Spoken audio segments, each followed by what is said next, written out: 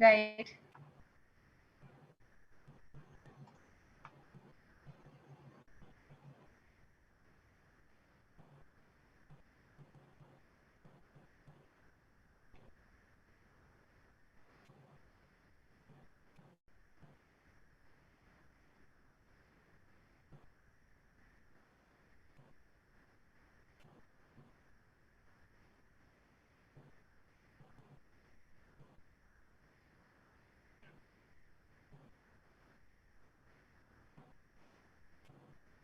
Good afternoon, everyone. Namaste. Hope everyone is doing well and safe, and we are not losing out in terms of participants from our first dialogue till now. And in fact, we have been must have been joined by new participants, as we have also included a lot of other agencies and centers who are working on climate change space. On behalf of organizing team, it's a pleasure to welcome you all to this interactive thematic exchange. We called it Climate Dialogue Series. Um, as you all know, I mean, just to touch base and have a recap, the Ministry of Environment, Forest and Climate Change and GIZ India have jointly conceptualized this dialogue series under the Indo-German Bilateral Cooperation Project on supporting the institutionalizing capacities on climate change studies and action. We call it ICCC. In this dialogue series, Chase India and ABNB are the communication and knowledge partners with us. The prime purpose of this dialogue series is to start a conversation that would facilitate an exchange of knowledge, widen the understanding, and promote research in climate change space. As you all know that we formally started this virtual climate dialogue series in April this year with thematic discussions on various topics. We begin with mainstreaming climate science in global and local discourse, followed by climate modeling with its focus on its importance and application in decision making, financing climate actions, opportunities and challenges, and the last one, the fourth one, we had on sustainable mobility with respect to climate change. So today we are heading towards the fifth dialogue under this climate dialogue series. In fact, so far in all four dialogues, we actually had distinguished panelists from national and international institutions and saw interesting deliberations and discussions. The thematic sessions received recognition and positive response from you all participants here, and we hope and expect the same from this dialogue as well. Just to share that, we have not decided any chronology for the event. In fact, the chronology of the event happened very naturally. And dialogue after dialogue, we set the tone for the next theme. And so here we are for today's thematic dialogue on climate risk assessment. Next 150 minutes, we will be reflecting and unpacking the science, policy, and practice around this space. With our expert panel, we know that they have a lot of hands-on experience for climate resilient and adaptation planning processes. We have with us 5 eminent speakers from 3 verticals that I just said, science, policy, practice, and having considerable experience from global, national, and local space around climate change. The overall session, we actually try to create a very interactive, and so we will be having in between poll questions, and at the end of each lecture or each talk or the input that we will be receiving from our speakers, we will be having a question and answer round. To begin with this today's event, it's my privilege to welcome Ms. Ruchika Daral, Deputy Secretary in Climate Change Division in the Ministry of Environment, Forest and Climate Change, Government of India. To introduce Ms. Daral, she is currently looking after the matters related to bilateral and multilateral cooperation projects on climate change and the matters related to bilateral and multilateral other issues. She is supporting the Climate Dialogue series since its inception, planning, and now execution. Before ministry, she has worked with IREDA, which is Indian Renewable Energy Development Agency, and has extensive experience in the field of renewable energy, climate change, carbon accounting, and energy efficiency. Ma'am, I invite you for your opening address for today's session. Over to you, ma'am. Thank you so much, Meghna, for this warm welcome. And a very good afternoon to all the participants who have joined this conversation, and also the distinguished speakers. On behalf of the Ministry of Environment, Forest and Climate Change, I welcome you all to this Climate Dialogue Series 2022 India. As we know, climate change has become a global phenomena, and it has been impacting all the spheres of our economy. That includes people's livelihood, natural ecosystems, human health, and our cities, which are at the core of urban environment. We are already engaging in a series of initiatives to address these issues through increased usage of renewable energy, recycling, sustainable use of water, increasing forest cover, and various other such initiatives. However, in order to be able to have an effective outcome of these initiatives, and also to ensure synergies between all different activities, these need to be very well coordinated. So we can say cooperation is a vital amongst actors within India and also at the international level. Ministry of Environment, Forest and Climate Change, as you know, is the nodal agency for combating climate change, and also spearheading and designing the programs for climate action. And one of the key focal points of the ministry is to develop the capacity on climate change issues, and also help mainstream the climate agenda in various sectors of the economy. There has been a continued emphasis on developing a systematic and scientific understanding of the climate change aspects. In light of this only, as Meghna has mentioned, Ministry of Environment, Forest, along with the GIZ, has conceptualized this series of dialogue with Indo-German bilateral cooperation project, which is called Supporting the Institutionalization of Capacities on Climate Change Studies and Action, briefly called as ICCC. Chase India and Avian We are the policy communication partners for this series. This dialogue series basically aims to further the understanding of climate change practitioners concerning the nuances of climate, science, policy, and practice. So the prime purpose is to start the conversation that would facilitate the exchange of knowledge and also promote research at different levels. As Meghna has already mentioned, we have had four of such dialogues in the past as a part of this series, which were focusing on climate science, climate modeling, climate finance, and sustainable mobility. And this is the fifth one, which focuses on climate risk assessment. And the key topics that will be covered under this dialogue that we are starting today is to factor the climate risk assessment in climate resilient adaptation policy, programming, and practice. The earlier four series were actually attended by a large and a varied group of participants, and it was very well received. As far as this particular event today is concerned, I would just want to highlight the fact that IPCC's sixth assessment report has recently stated that climate risk can rise from potential impacts of climate change on humans and ecological systems. And the intensity of climate risk also depends on the human behavior and response to climate change. So we can see that climate change related risks are actually adverse and long term, and they impact lives, livelihoods, health, well-being of the economy, social and cultural assets, ecosystem, and species.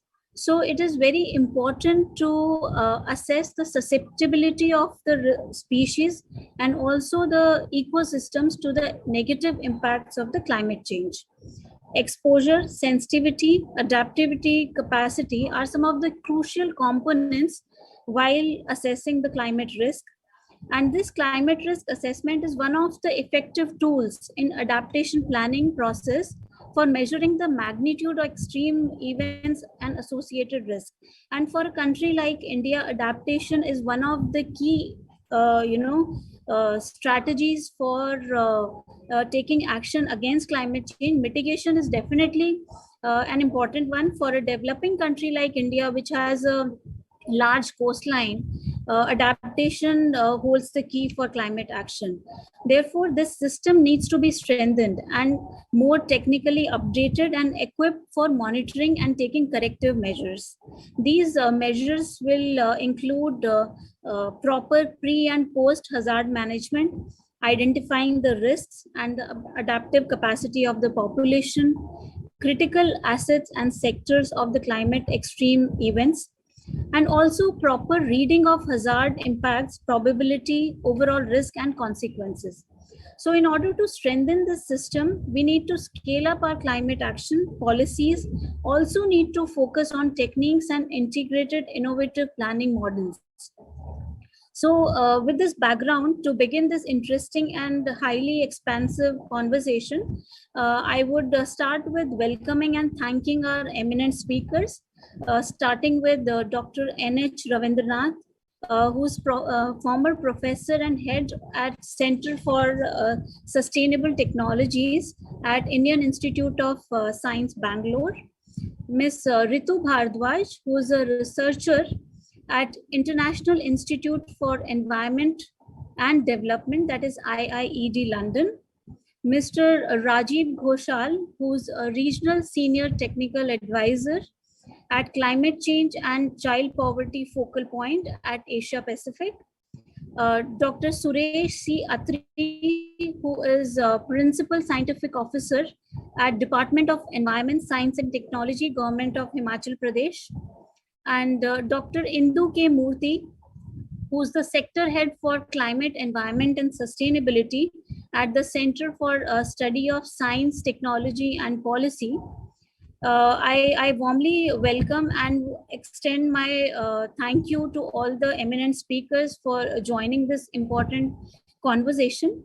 And I want to thank all the participants who have been participating in these climate dialogue series, including the ones we have today, and also bringing their critical insights and experience to the specific event.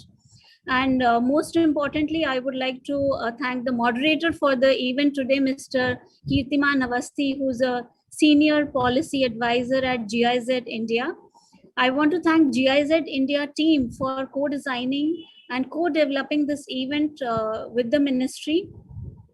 And one of the important participants for joining this event, and I would like to request all the participants to get engaged and share your experiences and start a conversation. This needs to be a two-way dialogue because the participants we have today are equally experienced as the speakers. So we look forward to learning from each other.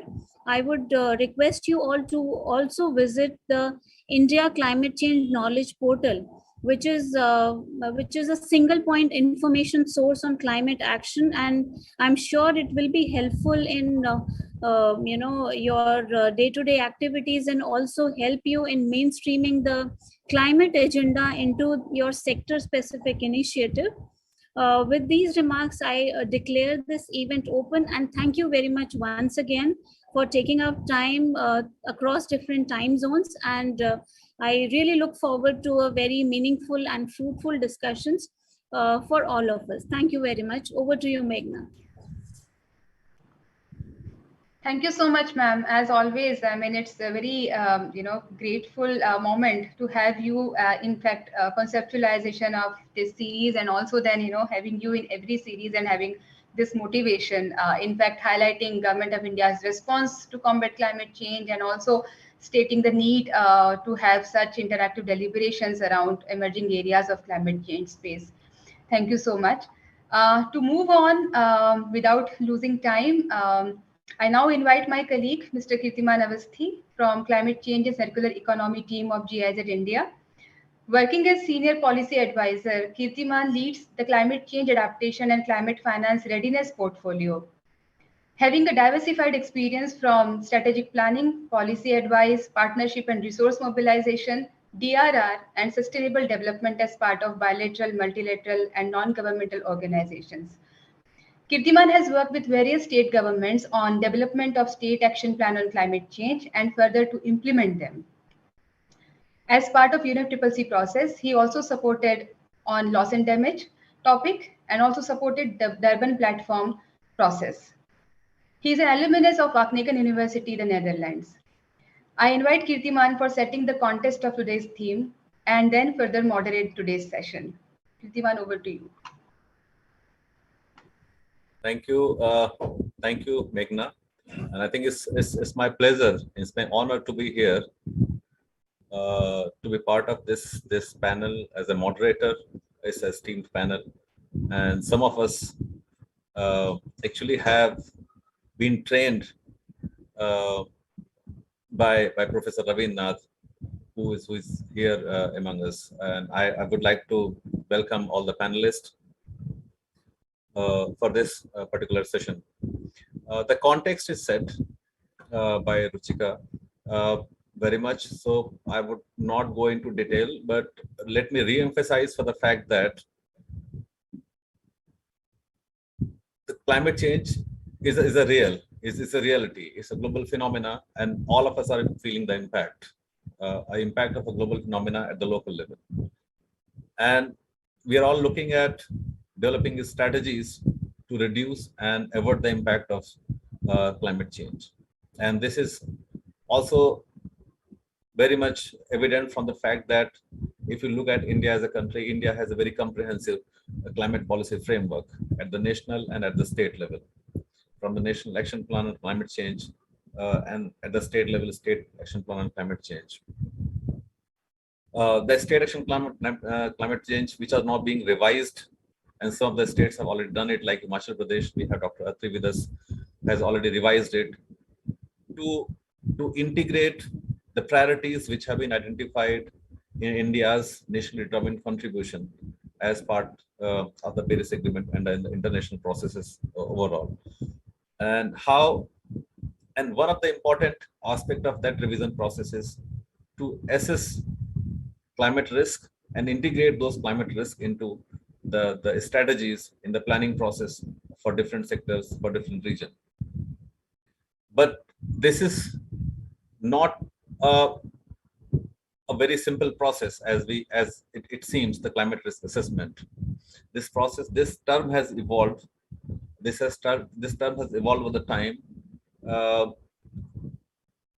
time when all the professionals, the scientific community talked about the climate vulnerability assessment and the basis for the planning, adaptation planning, and gradually evolving from vulnerability, the concept of climate vulnerability, to climate risk, looking at both slow onset event and climate extremes, and the kind of impact it has on communities, on livelihood, on different sectors of economy. Also increasingly, because climate, it was not about impact. It's not about only adaptation. How do we address also the residual impact after doing a lot on adaptation, investing on adaptation and DRR? How do we address the residual risk? How do we look at the issue of losses that have happened, that is happening, or will continue to happen because of the climate extremes, or the slow onset event that will start gradually showing its impact in terms of the losses? And how do we look at that, addressing those loss and damage issues within this whole framework of climate adaptation planning? And within that framework, this climate risk assessment become important and brings in different components of component into it. And we have today an esteemed panel of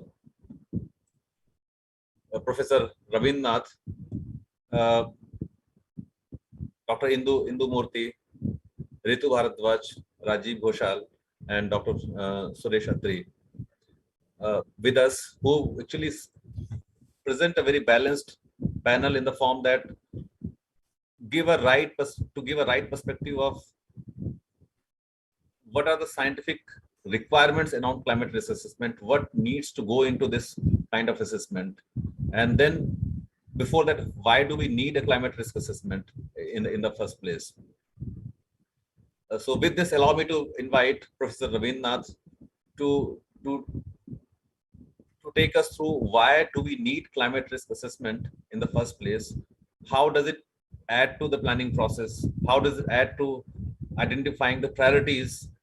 Where do we mobilize our investment? Where do we focus our investment in terms of adaptation strategy or over in general climate risk management strategy as part of the overall design?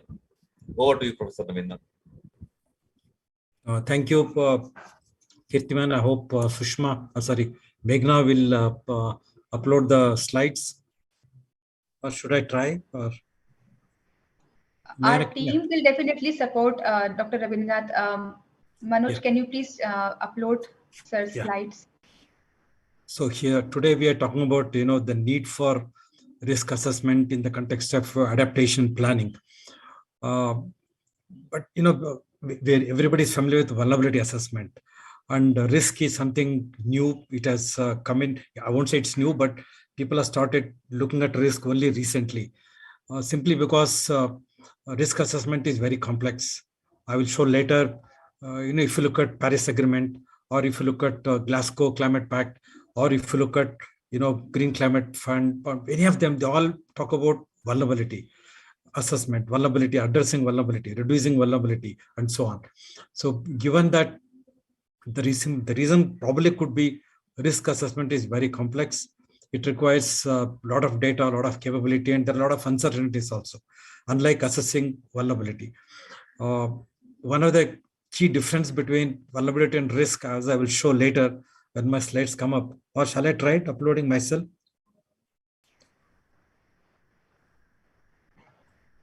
It is there. Is it visible for you, Dr.?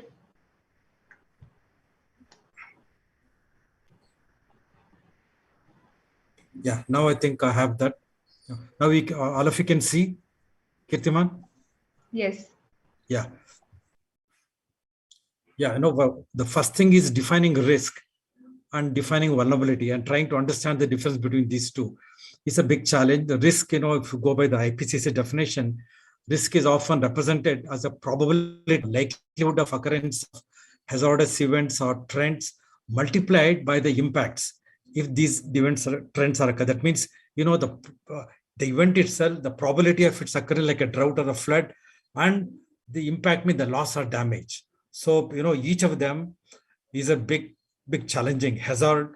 It's a probability and the loss and damage. Imagine if you have to quantify all these things.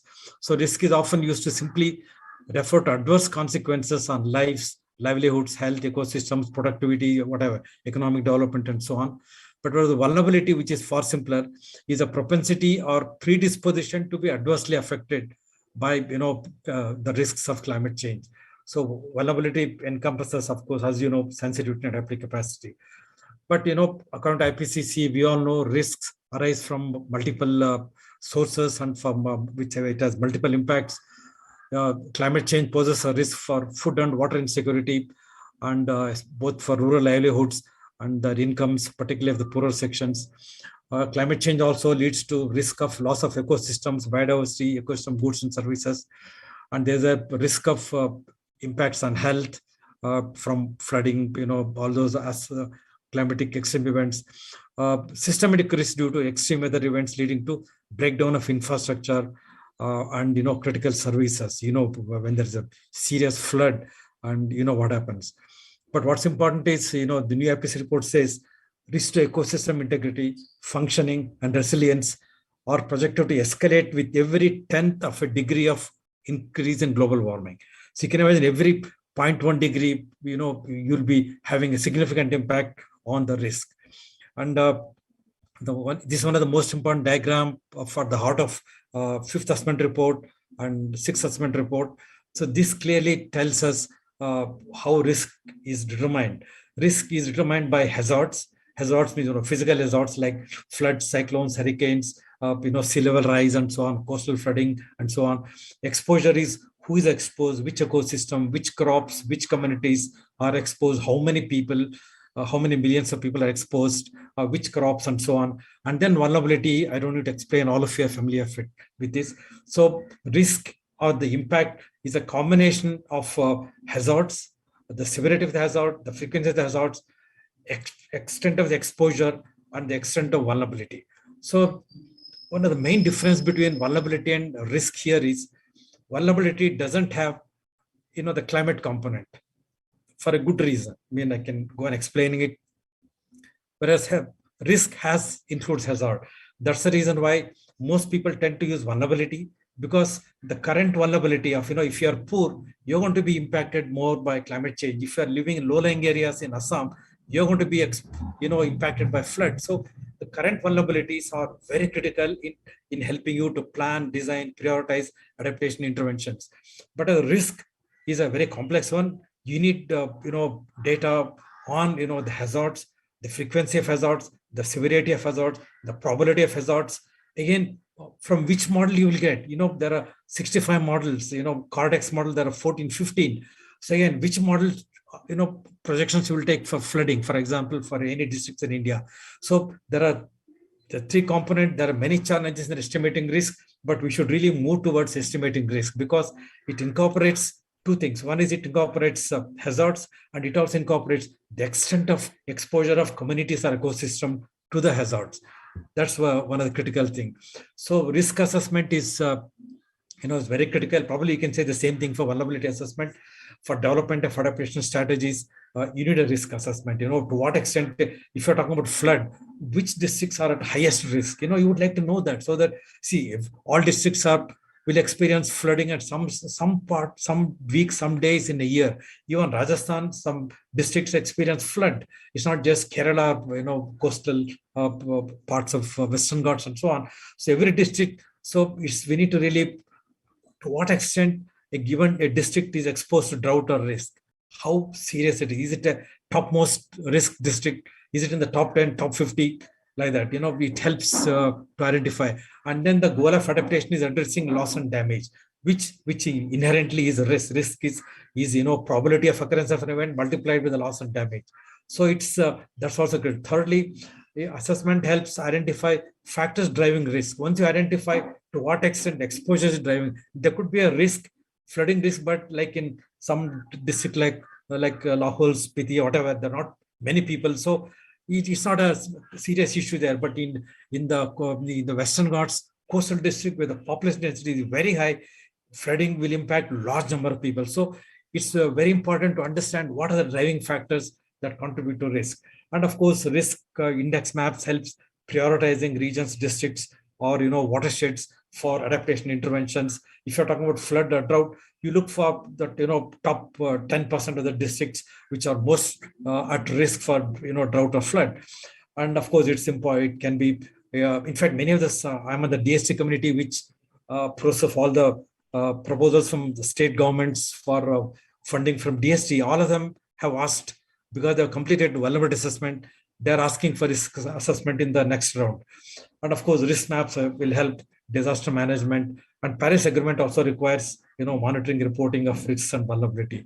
And as you all know, you can assess the risk or vulnerability under current climate change scenario or for future climate change scenario. Current, in the sense, the climate change that has happened in the last 5, 10, 20, 30, 50 years, you can take that and assess the probability of a flood, probability of a drought in that based on last 30, 50 years, and then prepare a plan.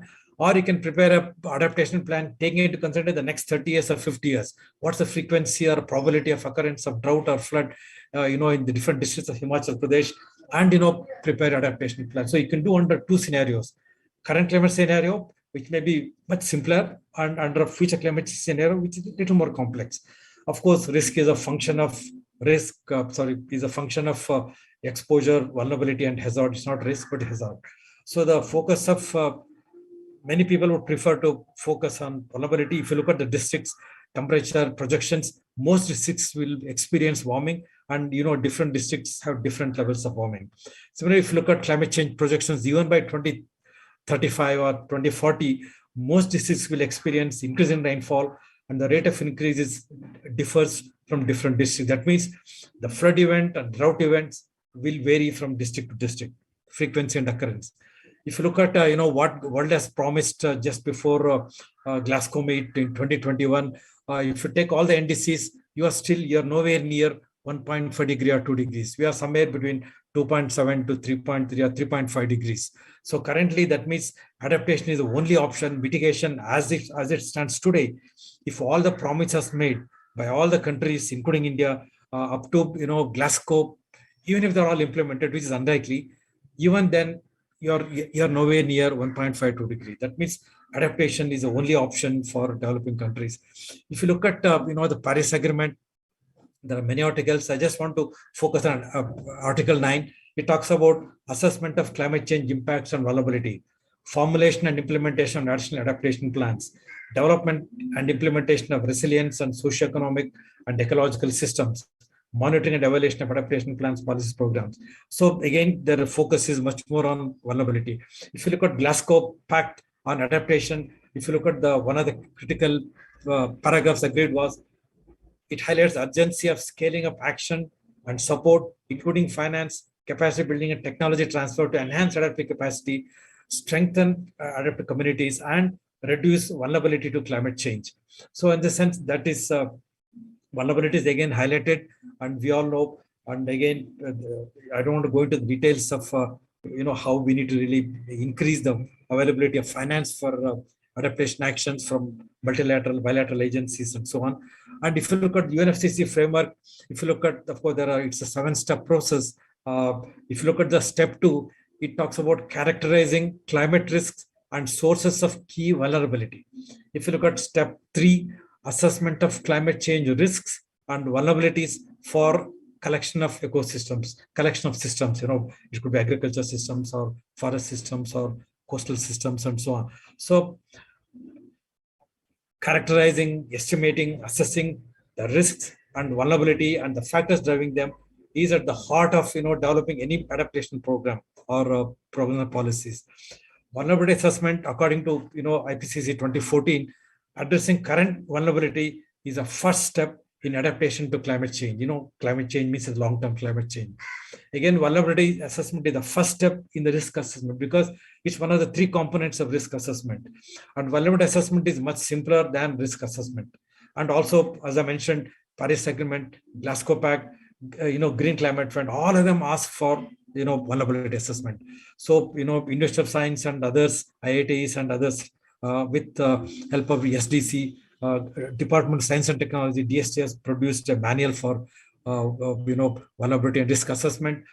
And if you look at, we have ranked all the states. I'll not go into the findings using the methodology, what we call a common vulnerability framework based on IPCC. You can rank the states like this, or you can even rank all the 700 districts like this. You can see the districts dark red, Jharkhand, Chhattisgarh, and Orissa, some part of UP, and some part of Assam. They are the most vulnerable. You can see, we don't need to explain why they're most vulnerable compared to, say, in Karnataka, Tamil Nadu, or even some other states. It's possible to do a similar mapping of, you can rank the states using risk, and you can rank the districts using a risk index. Again, vulnerability index will help you to prioritize at a national level, at a state level, where to go, with your first adaptation program, where to have focused interventions and so on. In the same way, we can develop risk index maps.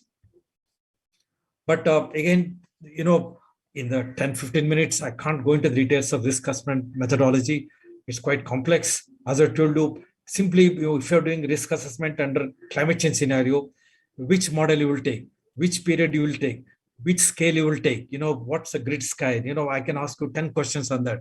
Or what's the probability, different models, for Cordex show different levels of rainfall change for districts of Himachal Pradesh.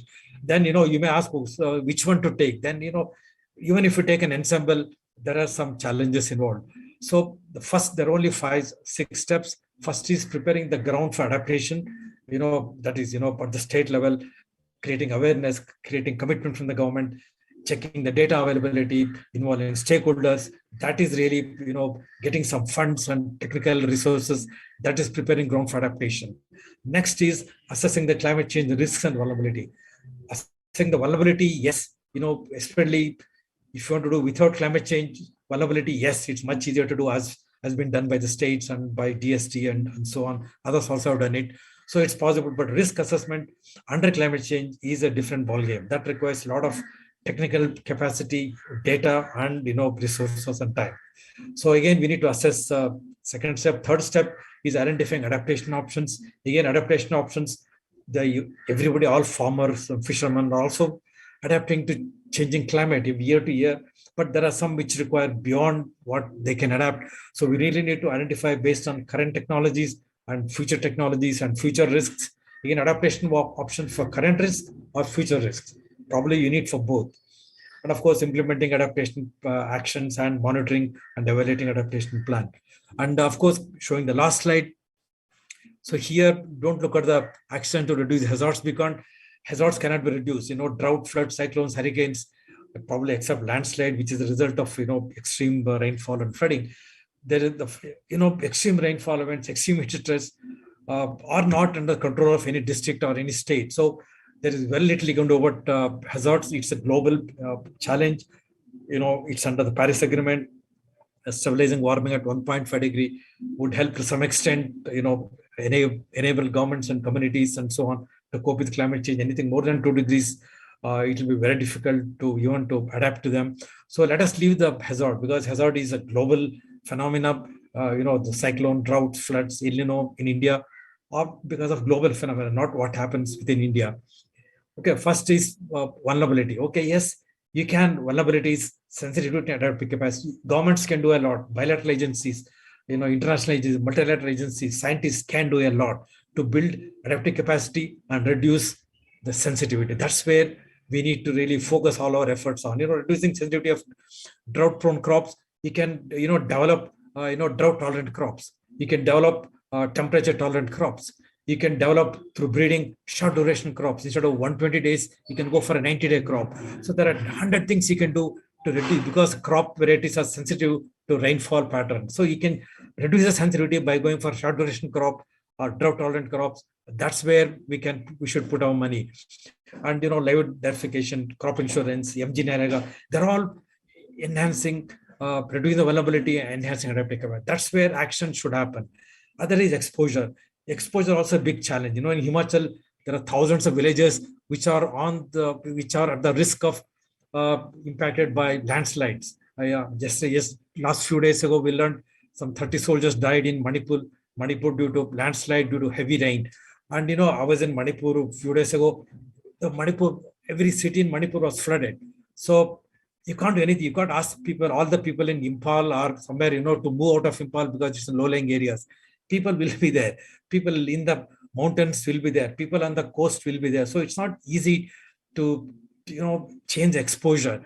Maybe to some extent, you can, reduce exposure by maybe in Assam, flood-prone areas by building houses, at an elevated point. And, certain things you can do to reduce exposure, but you can't shift hundreds of millions of people living in coastal areas, in flood-prone areas, or drought-prone areas. No, we can't. We can only reduce the vulnerability, increase adaptive capacity, reduce sensitivity. Exposure is very challenging. Maybe you can shift few small percent of people who are very close to the coast or who are in very dangerous locations, in very low-lying areas in Assam or Manipur or even Karnataka.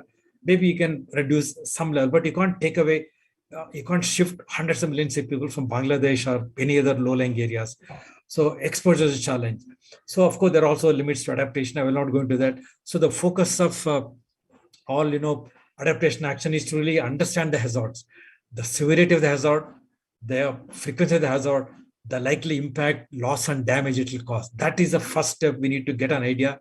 That requires a lot of there are a lot of scientific challenges, modeling challenges, data challenges here. And you can address vulnerability to some extent, as I mentioned, exposure maybe to some extent. So given that, I would say risk assessment involves the 3 steps: assessing the hazards and the losses they can create, loss and damage they can create, which is a challenge, vulnerability and exposure. So there are actions you can take on vulnerability, there are actions you can take on exposure at a district level, at a panchayat level, at a watershed level, and so on, at a state level. But addressing hazard is left the Government of India, UNFCCC and corporates and so on. So thank you very much for this opportunity to make a brief presentation on the risk assessment. Thank you, Kirtiman. Thank you, Professor Ravindra, for your input and on why do we need climate risk assessment and what are the key elements that go into it, and the whole the process, I would say, how this whole concept has evolved from vulnerability assessment to climate risk assessment, and where vulnerability assessment is still is an integral part of the adaptation planning process, even though it's a subset of the climate risk assessment, but it's still an integral part of the adaptation planning. Because lot of adaptation actions are going to come from this vulnerability assessment itself, even though climate risk assessment is important from a larger perspective of climate risk management, where we also look beyond adaptation, especially for the residual risk where adaptation has a limit, and also trying to address certain transformative, bring in transformative options to address the exposure through either land use change or such planning processes to reduce exposure to certain hazards. Thank you, Professor Ravindra, for your wonderful insight on the topic. Before we move on to our next panelist, I would like to welcome again our participants, audience in this virtual dialogue, the Climate Dialogue Series 2022, with a set of questions. So a set of questions on some very simple questions on related to climate change impact and risk. It's a mix of question and answer, also opinion, your own opinion on different topics. So I would like to present to you the first question for you to reflect on how do you experience the climate change in your daily life? How do you perceive the impact of climate change in daily life? If you can just click on the options, one of the 4 options that are presented on your screen, and then we move on to the next panelist. Just a question to the organizer: do we have time for the question and answer also before we move on to the next panelist? Yes, Kirtiman. We after the poll question, we will have a Q&A if participants have posed any questions in the chat box, and then we will move on to the next participant. Thank you, Meghna. The poll question is actually open only for 30 seconds. You have to be quick while responding. And in the meantime, you can also pose a couple of questions to Dr. Ravindra if you have any questions to him. Okay, so the result for the poll question is out. So how do you experience the climate change in your daily life? And the most answers that we have received is about extreme temperatures. And I think this is how we perceive climate change impact in our daily lives in terms of heat stress, increased temperature that directly affect us, and also indirectly to many other sectors and otherwise. But Thank you it's so much. Yeah, the temperature is something we humans experience, right? But water shortage and everything, that extreme heat stress only for a few days, a few weeks in a year, but water shortage is throughout the year for most parts of India. Certainly, and thanks a lot for pointing it out. So any questions? Do we have it in the chat box, or we invite people to pose questions through audio? Yeah, Kirtiman, I'm Indrani speaking, and I have put my question in the chat box. Yeah, we are going to do vulnerability and risk assessments of the aquatic biodiversity in Northeast India. Please advise on the most important parameters to be considered. Well, I think I haven't thought much about aquatic systems and the indicators. I think we just have to develop the indicator. There'll be some socioeconomic indicators and biophysical indicators. Again, depending on which state you are doing or which part of Northeast. I think normally the indicators develop based in consultation with the stakeholders, maybe fishermen, in that region. And based on that, I can mention some easily, but it's better to have some stakeholder consultation and, identify the indicators. And Assam, and is government taking any steps to implement short duration crops drought resistant? Yes, there is a huge program called NICRA, National Innovation Climate Resilient Agriculture Program, where they're developing drought tolerant varieties, flood tolerant varieties, temperature tolerant varieties, pest tolerant varieties, and they're also demonstrating them in different districts all over the country. And also there is a huge program of Department of Agriculture on watershed management, where they have incorporated, vulnerability and risks into all their programs. So there are a lot of programs ongoing, but the scale of intervention required is still very small compared to what's required. There is another question by Mr. Deepak Jaiswal. Yes. Yeah. Yes, I asked about. The question is, how can we generate funds for biodiversity conservation, which are often underfunded, especially in poor countries? Dr.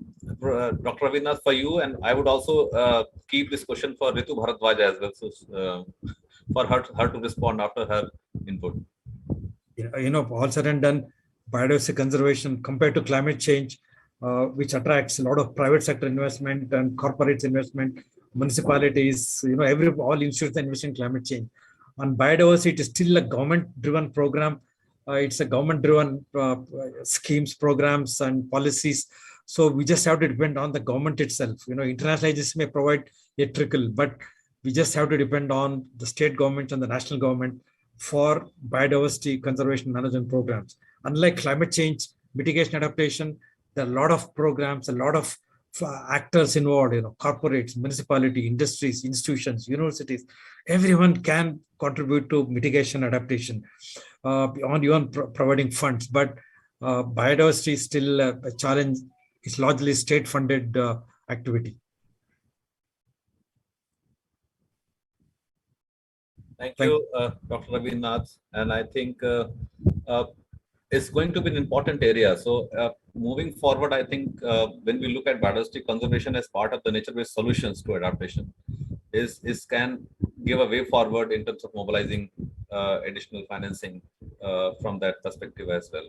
And so as a co-benefit of climate change adaptation and biodiversity conservation. With this, I would like to thank Dr. Ravindra and invite Ritu Bharadwaj. I have known her for a long time, and thank you, the team of the Climate Dialogue Series 2022 that I've been meeting her, I think after ages today, and it's a good opportunity to listen to her based on from her huge experience on the topic. Over to you, Ritu.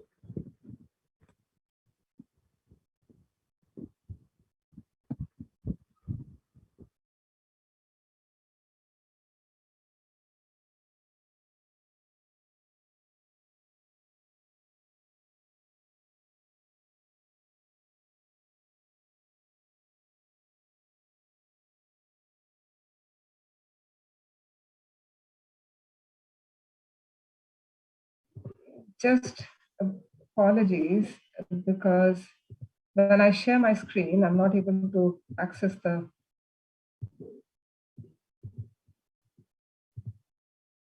Okay. So firstly, thank you so much, Kirtiman, for that introduction. And honestly, I can't tell you how happy I am today myself to be part of this esteemed panelists, because many of them, especially Dr. Ravindranath, Dr. Indu, all of these people are, somebody who I've always revered and, loved working with. So it's good to be part of this panel where I get to hear from them as well, and as well as share my own perspective. So I'll just start off by building on what Dr. Ravindranath mentioned. And in fact, as he was presenting, I quickly added 2 slides from one of my ongoing research on multidimensional vulnerability. But before I go into that, I'll just say that, I'll be essentially talking about climate change, migration, and vulnerability to trafficking. And I'll explain to you why I have picked this topic up, and especially when we're talking about climate risks. Firstly, very recently I was in a panel discussion which was talking about the Assam floods. and also the floods in Bangladesh recently. And, how is it impacting people and what really needs to be done? And honestly, many of these impacts in many sense, and I've also been leading on the loss and damage program within my own organization. And having interacted with so many people around this issue, it's very clear, like climate change is increasing in intensity and frequency, and there are new forms and types of climate impacts that many of these countries and communities are not equipped to handle. So even after we do a very thorough risk assessment, many of these impacts are increasingly, like what was mentioned before me by the panelists and also by you, Kirtiman, as residual risks. But these are not residual risks in small proportion. They are increasingly becoming the major part of climate impact these days. In our own country, we are seeing that the Bay of Bengal used to have like one cyclone probably in 2 years. Now there are 2 cyclones, and I'm sure Dr. Indu and others would have much better data around that. But if you just look at Assam floods, there are 2 floods right now. One happened end of May, now the other. And both these floods are not, Assam is used to floods. I'm myself from Bihar, even Bihar is used to floods.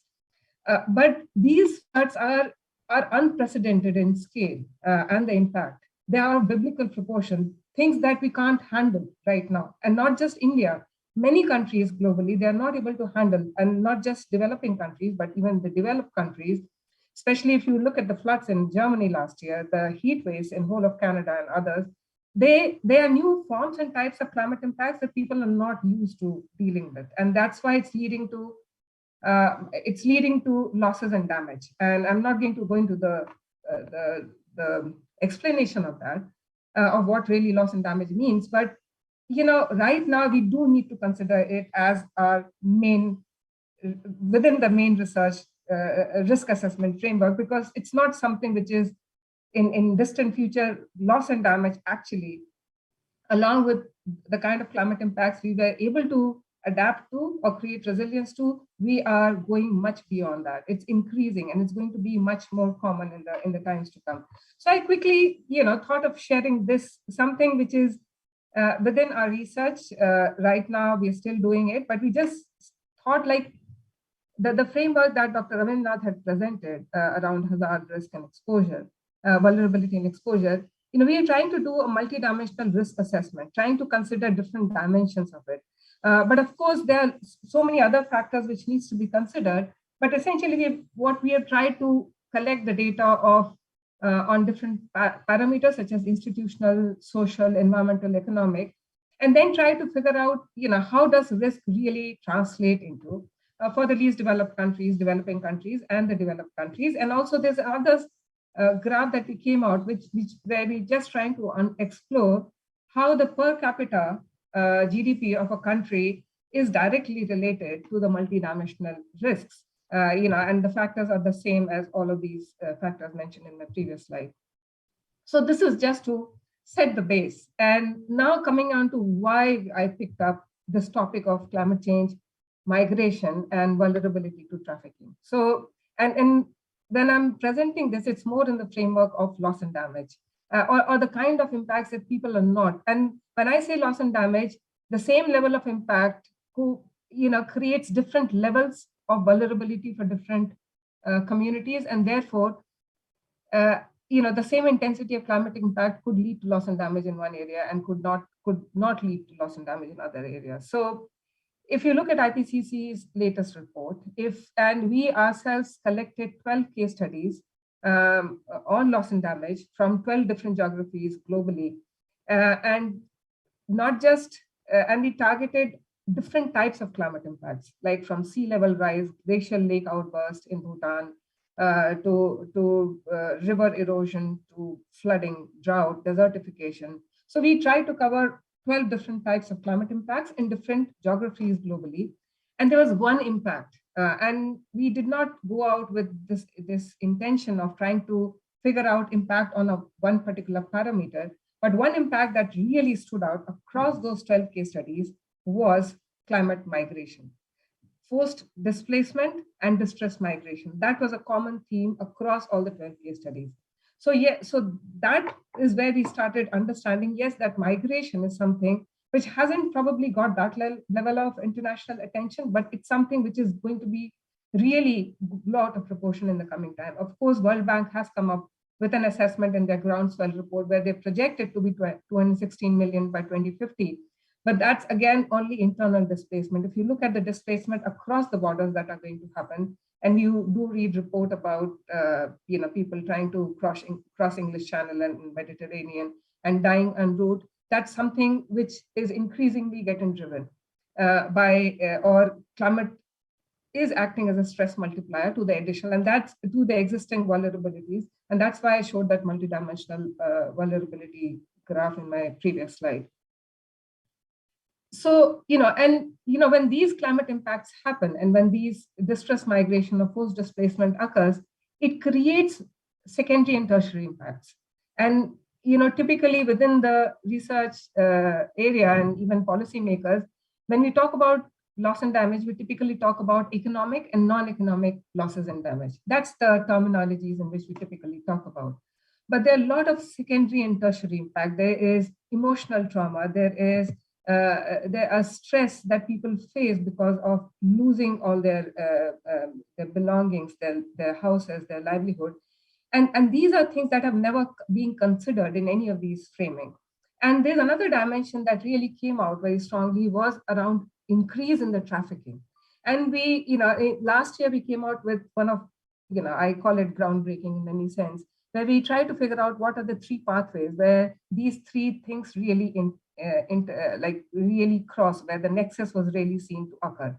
Now, before I start, even when we were doing our research, we had a lot of opposition and we were challenged by a few, especially because, it's a given. I myself, as I said, I'm from Bihar, and Bihar is known for migration.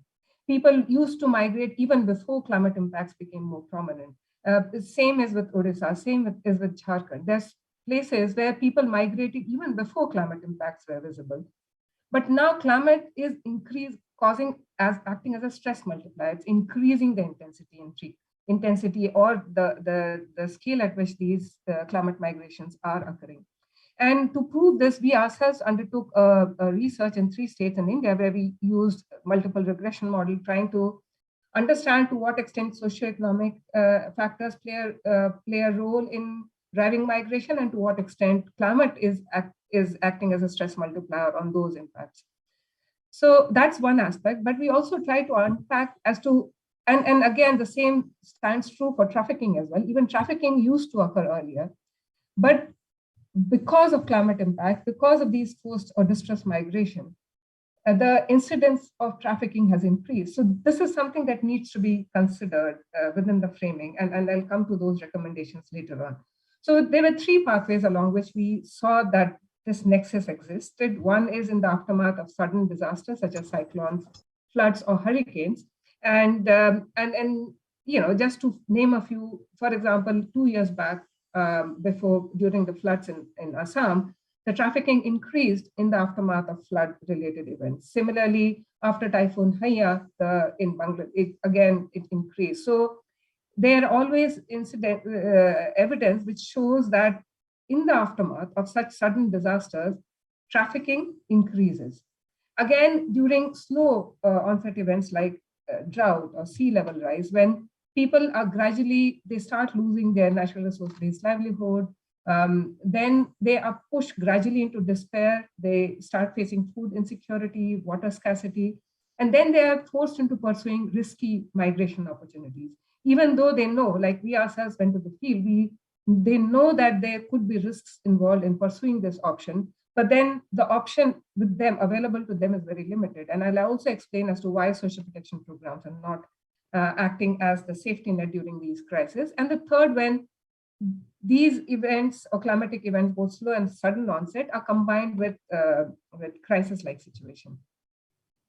So that was a research that we did last year, but we did a research this year in which we tried to unpack, we understood that it does exist along these 2 pathways, but then we try to understand to what extent this nexus really exists. in two diverging, contrasting geographies. Both slow onset, we picked up Palamu district in Jharkhand, and in sudden onset, we picked up Kendrapada district in Odisha, to understand as to what extent they are differing, what are the drivers of creating push and pull towards these risky migration opportunities. Is social protection really acting as safety net, or are there gaps in the existing safety nets, and what needs to be done to deal with this nexus? These figures are quite evident. I'm not going to take you through all the figures because I know my time is limited, but like majority of them said that these in the last 10 years, and we have a lot of data around that, both scientific as well as those collected from people as to how they're really facing it. They said there's an increase in intensity. These events become more hazardous in the last 10 years. And that's leading to losses and damage in crops, in livestock, in material, in infrastructure. We have also captured, if you look at our research paper, we have also captured monetary values of these. Then again, in Kendrapada, I myself go and interact with so many people in India. And, one thing that people generally don't understand is that sea level rise is really is something which is a reality even in Indian context. There's a group of villages called Sat Bhaiya, which is already underwater, and those people had shifted to research villages. And even in those villages, they used to be 2.5 kilometers away from the coast. Now they are 1.5 kilometers away. So eventually, even those villagers will also need to get displaced. And same in Palamu, like you go and talk to some of the policymakers, they do say our state is very green and forested, and we really don't face too much of climate extremes. But you actually go to the field, drought has become a more reckoning phenomena, and it's leading to really very strong food and water insecurity issues for the poor. Then, this is a figure which came to, when we started analyzing the data, and this figure came to me, we saw that out of the total migrants, about 16% of those in Kendrapada were exposed to trafficking. And here we use the word trafficking to define a range of situations in which these people usually land up, for example, in forced labor, bonded labor, debt bondage, weight withholding, and exploitative working condition. But I'm not saying 16% is less, but when we compared it with Palamu data, which was 42%, we thought it was really a red flag. And I myself went to those villages. The situation in those villages are really pathetic, not just because climate impact, but and that's why that multidimensional vulnerable risk assessment is important to understand. There is huge social, class, and economic backlog within the Palamu district, especially those areas where we were doing. They're still not very well connected. I myself took 5.5 hours to reach those villages. Like either way, there were people had access to land, but their lands were taken away. They were no longer in within their control. So there was far-reaching underdevelopment, social and economic class divide. And on top of that, climate was really acting as a stress multiplier. And of course, we have a very detailed assessment of what are the drivers, but I'm not going into too much detail. But if you have an interest, I'd be more than happy to share those research results with you. And also, this is something which I wanted to express today is typically, like even for general public or even for, I would say, policymakers to a large extent, policy response tends to focus more on impact of sudden onset disaster, especially if there's a cyclone, if there's a flood. We see the relief flowing instantly, like immediately. Everyone takes notice of that. But there's a lot of political economy around drought declaration. Many areas, drought doesn't even get declared. In fact, in India, we have a very good cyclone early warning system. Flood warning, early warning systems are under development in many states. So progress is happening there. But drought early warning system is something that we're still struggling to have.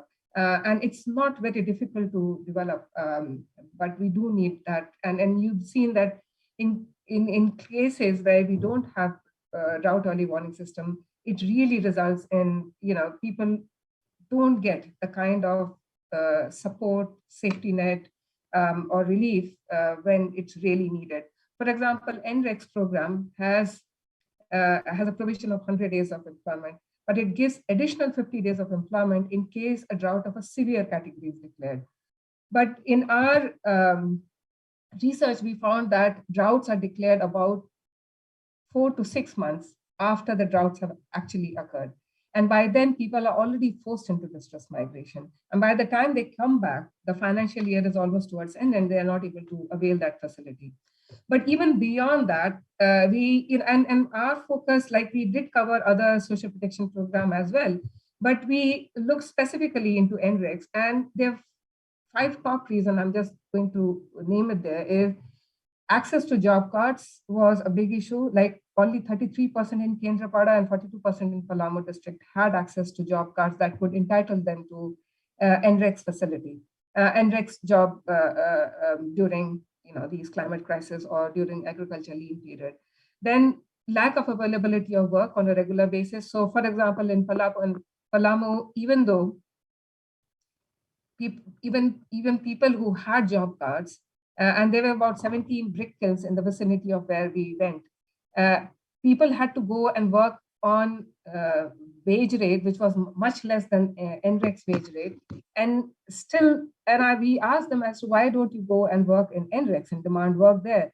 And they said, even if we demand, it's not made available. Most of the work is being done using machines. And there's in places where they do get employment, there is a massive delay in wage payment. There is a lack of transparency in how decisions are taken at the village institution level. And again, if you compare, and many of these migrant workers, they said that, if you compare the NREGA wage rates with those that they get in city areas, NREX doesn't really act as a lucrative option for them or as a safety net to them if they have to weigh out whether they want to migrate or they want to stay back in the village. Why this issue is urgent? Because if right now you're seeing so many news items about Ukraine crisis, so many people getting displaced, but if you compare that with the kind of migration that will be created because of climate impacts, it will be many, many folds higher than that. Therefore, this is an issue which really needs to be taken up on a priority basis. And as I said, climate change loss and damage is already happening. There's some impact which is already locked in, and which means that these migratory flows are going to happen, and especially the distress migration. I'm not talking about the regular migration flows. So with more of these distress migration happening, and we also covered areas of Sundarbans in our previous research, and there is a lot of cross-border migration happening, and it might increase in future, especially when people have to weigh out option between dying and pushing their way through the border. It becomes, it's something that we'll have to understand and take more notice of it as a priority issue.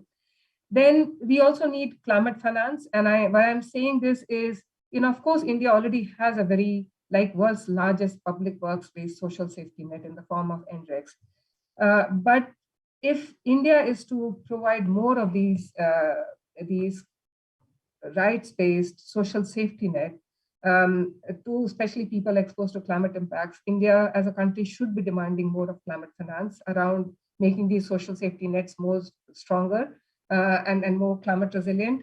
And also, I did hear Dr. Ravindranath say that it's not possible to move everyone to from in low-lying coastal areas, but places which are increasingly, like those Satbhaiya villages, which are already underwater, more and more places would go underwater.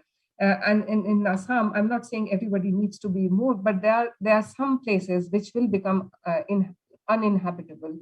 And therefore, we do need to take some anticipatory action to move people to safety and not just leave them to fend for themselves. We also need a national recognition of this nexus existing, both not just in climate policy, but also development policy, something that needs to be, migration needs to be covered more prominently in our NDCs, in our migration response plan, in our urban climate resilience plan, and so on. And just quickly taking you as to what can be done. Like NREX is pitted as one of the biggest, in many sense, climate resilience program in India as well. So what we can, I'm not going to, don't get bothered with this long slide, but I'm just saying that if you look at NREX operational guideline, doesn't mention migration. I'm not saying stop migration or limit people into rural areas, but at least recognize migration as people's, these are part of livelihood portfolio that rural community adopts.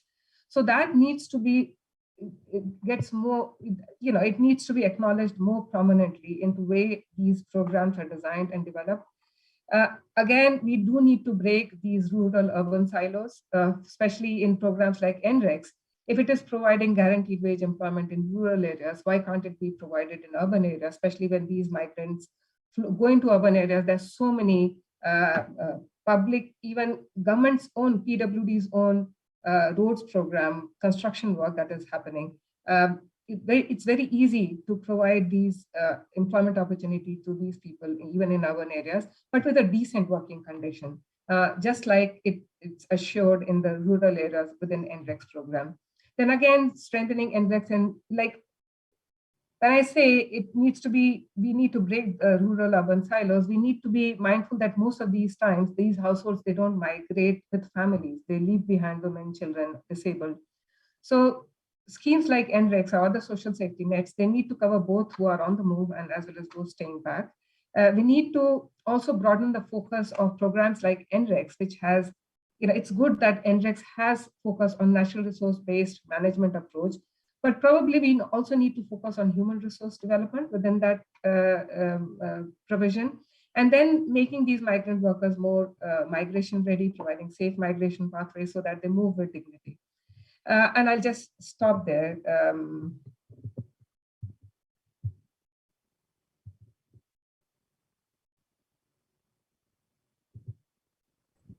Thank you so much. Thank you so much, Ritu, for touching upon a very important topic of climate-induced migration.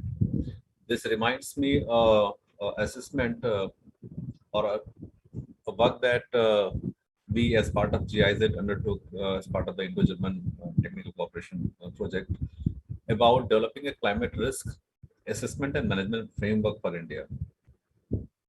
And we piloted that framework in Tamil Nadu, and one of the key issues which emerged by talking to the communities was that they wanted to leave the land, they wanted to leave agriculture because of it was becoming non-productivity.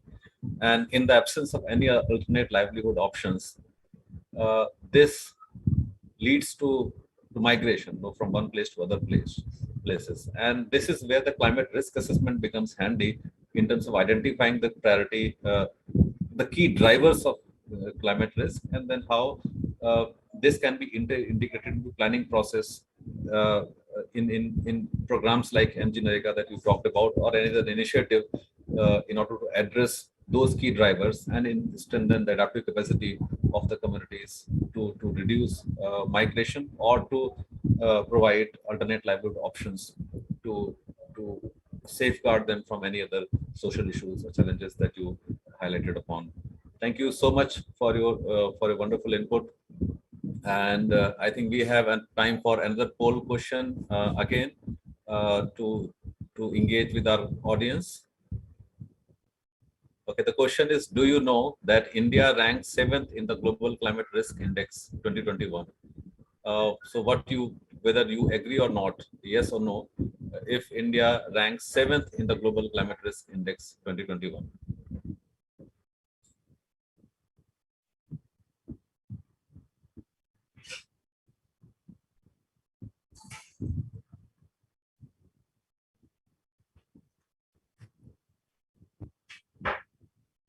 So with this, we have time for, again, question and answer based on input from Ritu Bharadwaj, and you can type in your questions in the chat box, and or you can also just unmute yourself and ask the question.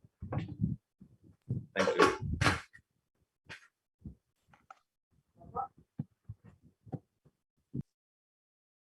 Hello.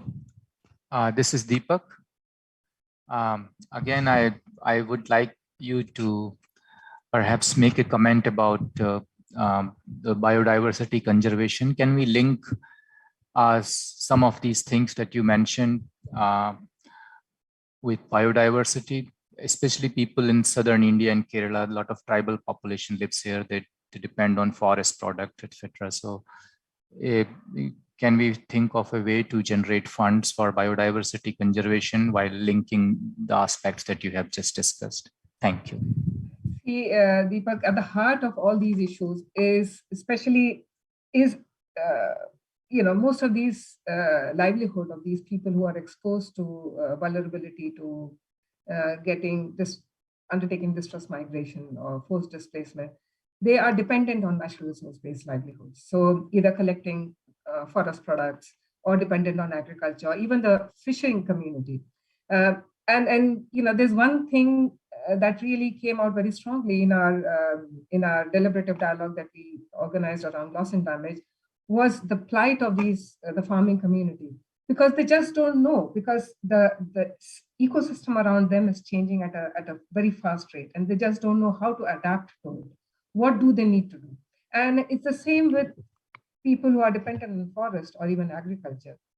Unfortunately, these changes are going to happen at a much faster pace in the coming time. And the only way we can protect, and I was recently listening to one of my colleagues who said how mangrove forests can actually protect the coastal communities from the loss and damage to a large extent, or protect fishing communities. So yes, what we really need to do is probably undertake more of these assessment, collect evidence from the ground, and present the case that why protecting biodiversity would be relevant. And it makes economic sense. And that's the economic assessment we need to present to the policymakers and get funding. And more than that, the only funding that we see, even in NDC, which is being mentioned very prominently, is around NREX.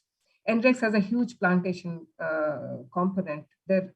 So probably that's one source of funding that you could tap into. But other than that, as Dr. Ramindranath said, there's not much funding available out there. And that's why right now, international community has been raising their voice that we need more of nature-based solutions. We need more focus on promoting nature-based solutions, which in itself would also include biodiversity conservation. But I don't know, Kirtiman, you would remember long time back, there used to be an initiative called the TEEP, the economics of ecosystem and biodiversity. So, probably there is a need for more of those assessments now. And I think GIZ played a very prominent role around doing those economic assessments. So we probably need to provide more evidence around that and make a case for funding for biodiversity conservation. Thank you, Ritu. And I think that's important. And I said earlier as well, we have the poll question results as well, where 67% of the audience say that yes, India ranks 7th, and that's true. In the latest Global Climate Risk Index, India ranks 7th overall globally. And I think, as Dr. Ravindranath mentioned in his input, it's important to have these kind of index and mapping also maybe at the national level to understand the priority regions and sectors where it requires immediate attention in terms of mobilizing investment and focus area. Thank you so much, the team, for the poll question, and also Ritu for your excellent input and answer the response on this one. With this, we move on to our next panelist.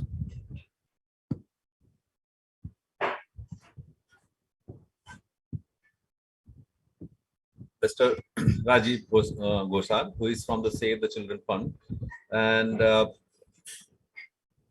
it will be important to understand from him the whole perspective of climate risk assessment,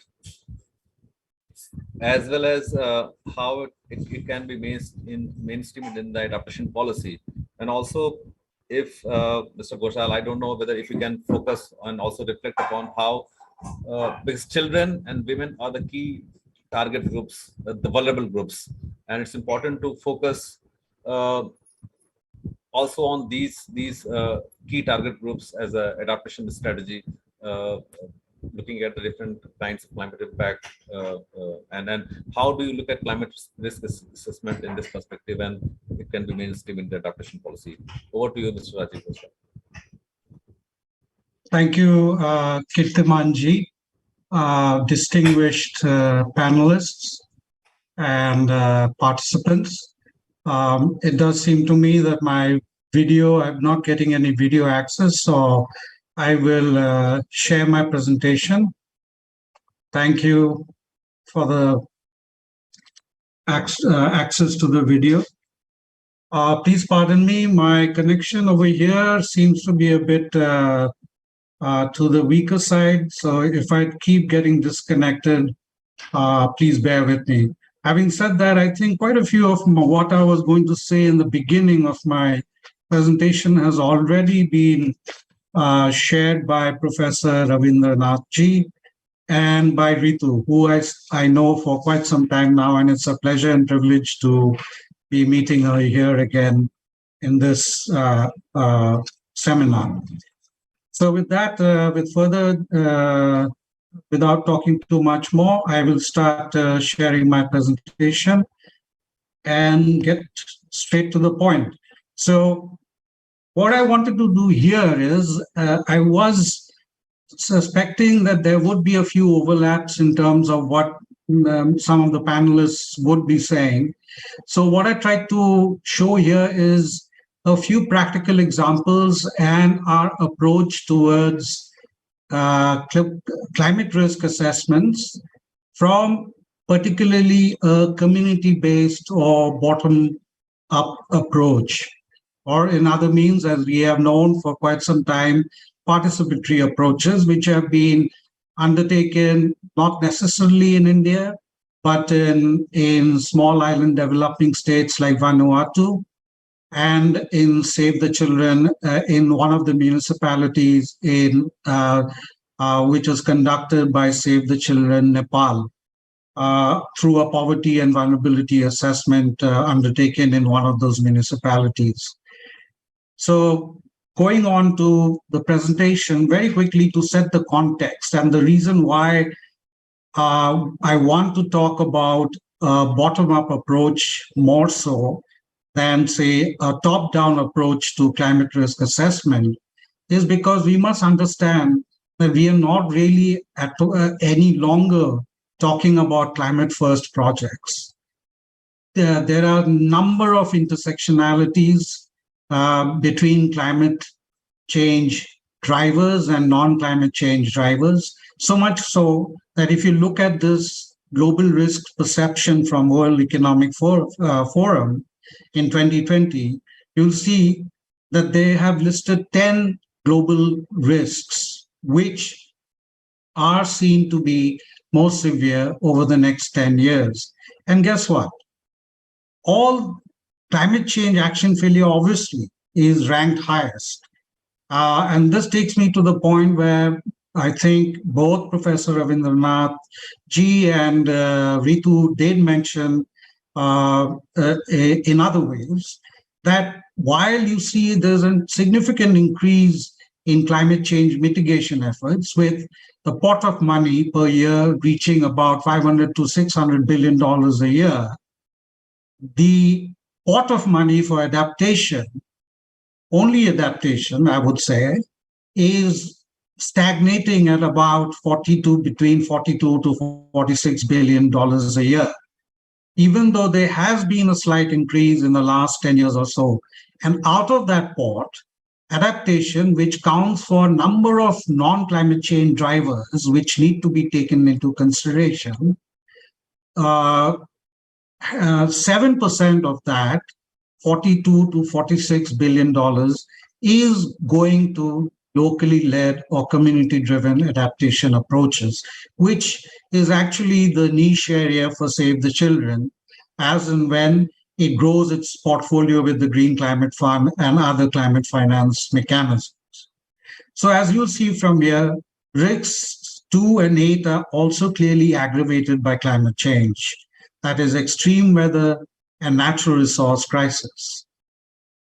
And so are 9 and 10, debt crisis, geoeconomic confrontation. From the perspective of climate risk assessments, it is very important to note all these risks are interconnected and force us to assess climate risks using a more holistic perspective or an interconnected lens. This diagram or graphic, which I borrowed and enhanced from Norwegian Red Cross, which was published in 2019, but I've been working on this for some time, trying to conceptualize how Save the Children, working in countries across Asia Pacific, should look at climate change projects from a climate risk perspective, or from a perspective where assessments are undertaken of hazards and risks through a more interconnected manner and taking into perspective, as I mentioned earlier, climate and non-climate change drivers. Clearly, when you look at climate change drivers like temperature extremes, precipitation changes, which occur more frequent than ever before over the last few decades, if not more, lead to marginalization, weak political, social institutions, environmental stress, fragility, social inequities, social cohesion erosion. Please note again, these actually go beyond talking about a climate first project and include looking at, if you like, adaptation benefits, both direct and indirect, which are connected to, in turn, say, for example, multidimensional poverty, limited access to livelihoods, weak health services, and as Ritu mentioned in a lovely presentation, migration and displacement, instability and conflict, poor educational outcomes, and famines and hunger. Very quickly, Save the Children's value proposition on climate change has expertise in niche programmatic approaches areas related to locally led and a community-based adaptation and disaster risk reduction, substantial knowledge of and experience designing, working on not only climate first projects, but also more broadly environmental sustainability, which include most of the points which are provided by Ritu before me, so I won't belabor on those. And then it takes a child-centric and rights-based approach to climate change programming and environmental protection. Differentiators, it is one of the 40 leading organizations to sign up for locally led adaptation principles, which you might be familiar with. We have the first international NGO working on humanitarian response and development to be accredited to the world's largest climate finance mechanism, the Green Climate Fund, with a pipeline of projects of 400 million spread over 13 countries in the Asia Pacific and also in Africa. In May 2022, Save the Children received funding from GCF for largest yet locally led adaptation project in the world, which is actually the Vanuatu community-based climate resilience project, which is of $32.7 million. You must have heard about this project, and I will give you a few practical examples of how we can actually think of a bottom-up or participatory approach to climate risk assessment, not necessarily something which will stand totally opposite to top-down approaches in climate risk assessments, but will complement such approaches. Presence in 120 countries helps leverage networks, partnerships, and track record of working. Very importantly, these points should be noted in allied thematic, sub-thematic areas like multidimensional poverty, agriculture, food and water security, livelihood security, WASH, climate resilient and shock-proof social protection, gender equality. If you look at any of the climate finance mechanisms results chain, particularly in adaptation results chain, you will see that a lot of these thematic and sub-thematic areas appear in those results chain. What is Save the Children already doing on climate change? Even a number of people might be knowing about Save the Children, working on child protection, education, etc. But you'll be surprised to know that actually Save the Children has been working on climate change related areas for quite some time, for quite a few decades, but in a more organized manner in the last 10 years or so. To borrow something from what Professor Ravindranath ji mentioned, is looking at how we are dealing with projects through a more climate risk informed perspective. So that is happening more in a more organized manner in the last 10 to 11 years. So for example, in terms of child-centered climate environmental advocacy action, we are doing that in terms of adaptation mitigation. In terms of community-driven adaptation, DRR, I already gave you an example of Vanuatu and a number of others which we are pursuing. Predictive analysis for forecast-based action. This again relates to the broader discourse on DRR, loss and damage, and the likes. Here again, we are dealing on this through the adaptations window. Shock responsive and climate sensitive social protection, as many of you might know. Save the Children is a leading expert on this subject and is working very closely with governments and other partners to work on shock-proof social protection. Safe and green schools, it forms a part of the wider DRR discourse. This is again where we're looking at working through the adaptation mitigation lens. Girls and women's empowerment, absolutely crucial in any type of climate risk assessment, be it top-down or bottom-up. And I'll come to that, the reason why I'm saying that. Family economic resilience, green job transition, again, a tick mark across adaptation mitigation. Energy transition, we are still to get there. We're doing it in bits and pieces, but we need to reach scale. Green and/or digital infrastructure, we're doing it to a certain extent, but we need to reach scale on that. And community-based biodiversity restoration or conservation. There's something a lot of people bought about, but I think it's very important to understand that we should rather look at climate change and biodiversity restoration or conservation through a more interconnected lens rather than seeing these sitting in separate silos. Professor Ravindranath ji has already touched upon this. I'm not getting into this in terms of key definitions, but it's absolutely important to understand climate risk assessments has evolved to include elements beyond assessment of impacts, risks, and vulnerability. And what it also does, and as I will show you from a practical example of Vanuatu later on, it integrates, there is an integration of climate risks into management practice and development. The moment you stop assessing climate risks through whatever means possible or approaches possible, what you then need to do is come up, and this is absolutely crucial, come up with a risk management framework. And I'll show you a slide later on with what that means in terms of the 10 steps which were taken in Vanuatu through the design process in the funding proposal, which was subsequently funded by the Green Climate Fund. I'll skip the other definitions because these have already been touched upon by Professor Ravindranath earlier.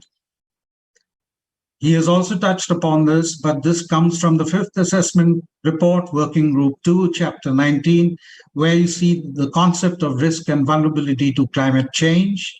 So basically, if you have, there are, of course, it's very important to understand there are natural processes which actually impact various conditions.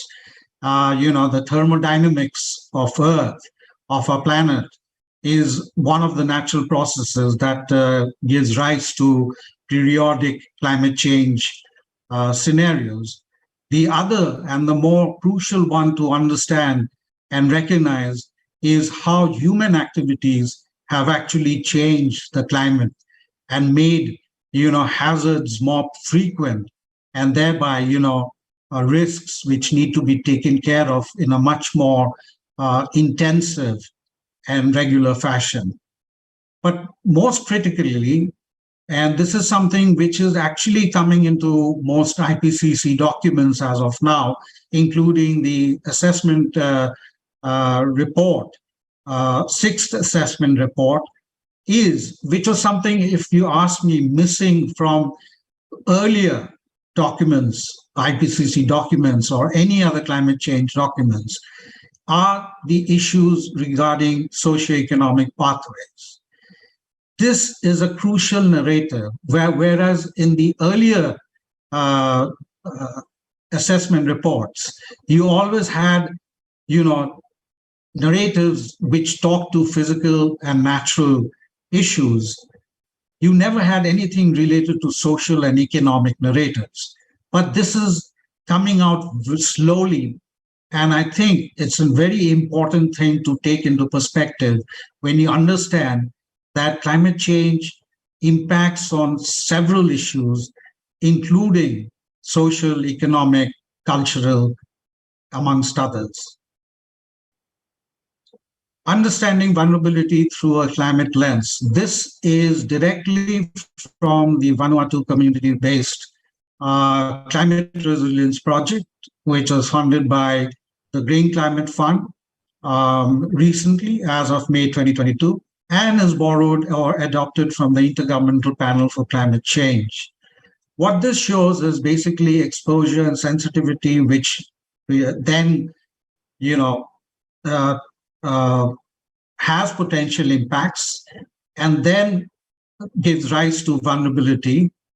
And then when we look at the entire framework, we look at how we can reduce vulnerability through increased adaptive capacity, a definition of which was provided earlier by Professor Ravindranath G, and then look at adaptation options and implementation arrangements.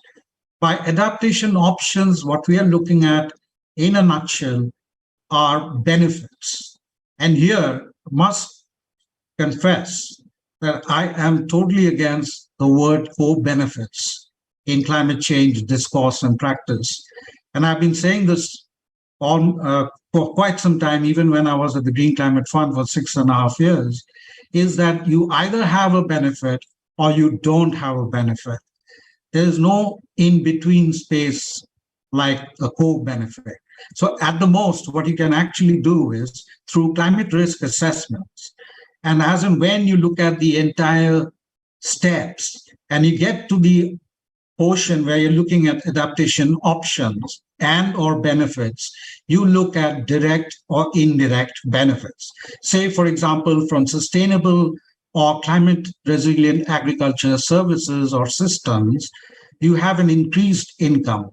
For me, that is a direct benefit. An indirect benefit from that would perhaps be an improved health and educational outcomes for children of that particular farming household.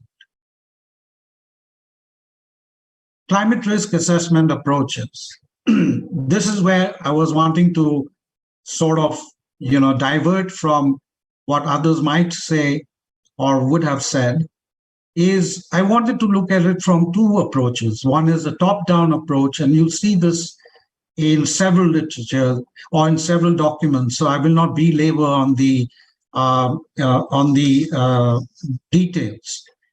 So basically, top-down approaches are scenario-driven assessments, which rely basically on simulation models, like, for example, general circulation models, and more recently, as you would have known through the assessment report of assessment AR6 of IPCC, coupled model intercomparison project, which has reached the 6th stage. So basically what these do is through simulation and scenario-driven assessments, they'll try to project and assess potential impacts on physical or natural systems, example, agriculture production systems, just to, give one example. Top-down approaches usually provide an overview of what type of environmental changes are likely to occur in the future. But due to the required data, software, and methodological knowledge, these approaches are usually more costly than bottom-up approaches. And moreover, these are set more at the global and regional level. It's very unlikely that you will be able to do it at the local level because of challenges related to data and things that I've just mentioned about. On the other hand, bottom-up approaches is sort of a unit of analysis which is smaller and highly localized. Emphasis here is on current and short-term timescales, where vulnerability to current hazards and risks are seen as a starting point to understand future climate conditions. It's very important to understand why I'm saying this, is because for the most part, governments tend to try and look at short-term solutions and look at how bottom-up approaches can actually provide those solutions. Because when you look at top-down approaches and scenario-driven or simulation-driven assessments, it's basically, I think, human nature, really, quite frankly. We don't tend to see the overall picture, the trajectory or the historicity behind the projections and how these could actually have an effect in the medium to longer term. What, for the most part, governments want to see is, provide us with solutions which you can do immediately. And that's why bottom-up approaches in climate risk assessments are equally important to consider. However, challenges with bottom-up approaches to climate risk assessments is that it is difficult to obtain downscale climate information from models and projections that are localized and driven by community needs. So here, like I mentioned before, I'm building a case for bottom-up or participatory climate risk assessments.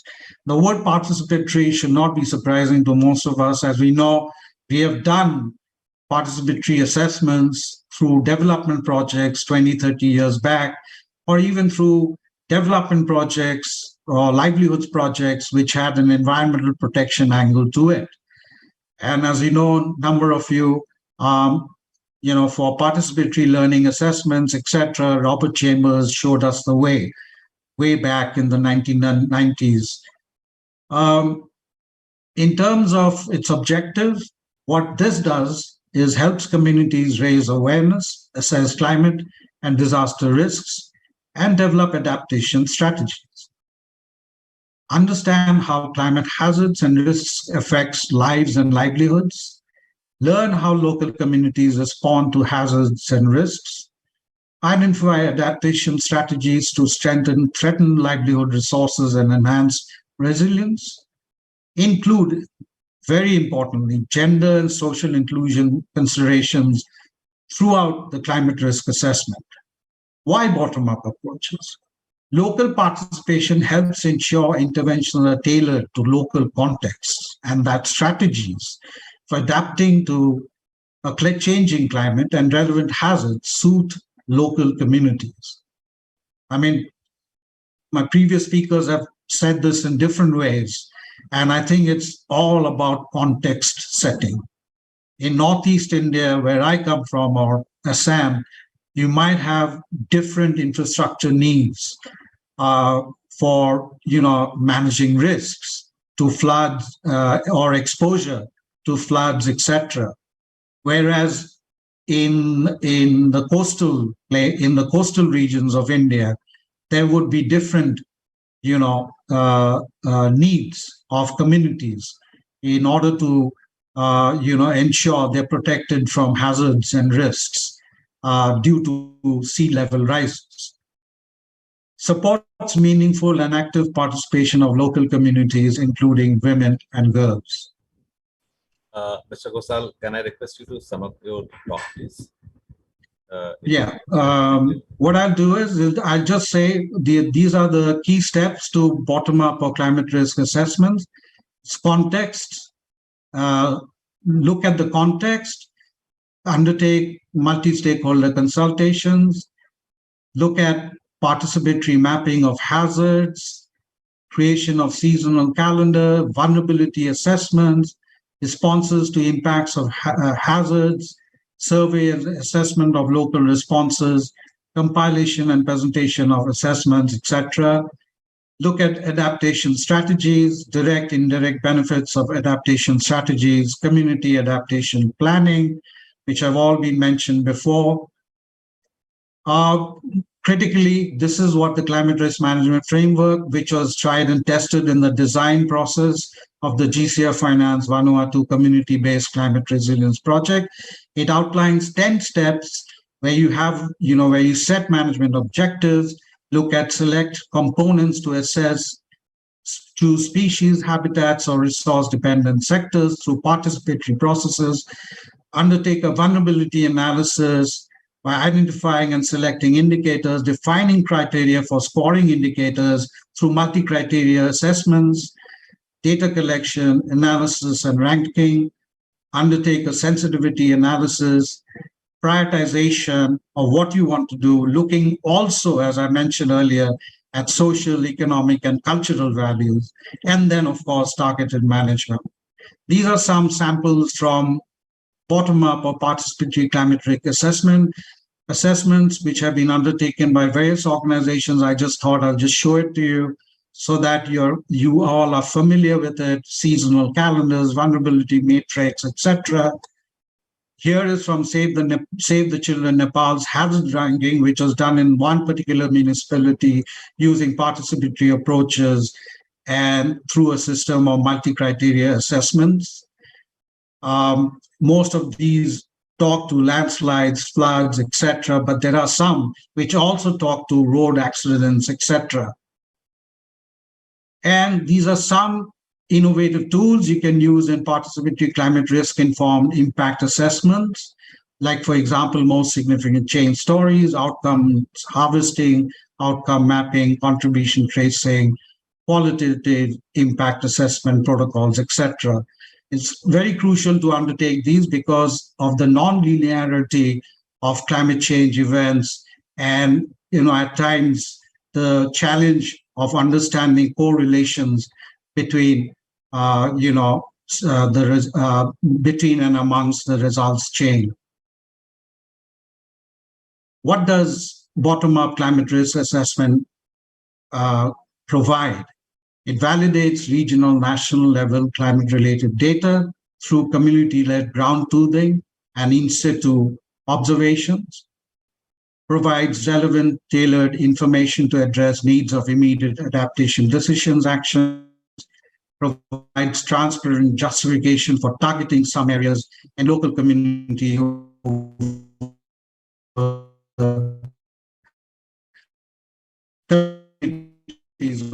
others. This is absolutely important because this is ownership or improves understanding of real life situations beyond the climate. Again, importantly, looking at other existing pressures other than climate stresses and shocks. And of course, promotes participation of women, girls, and other socially excluded groups.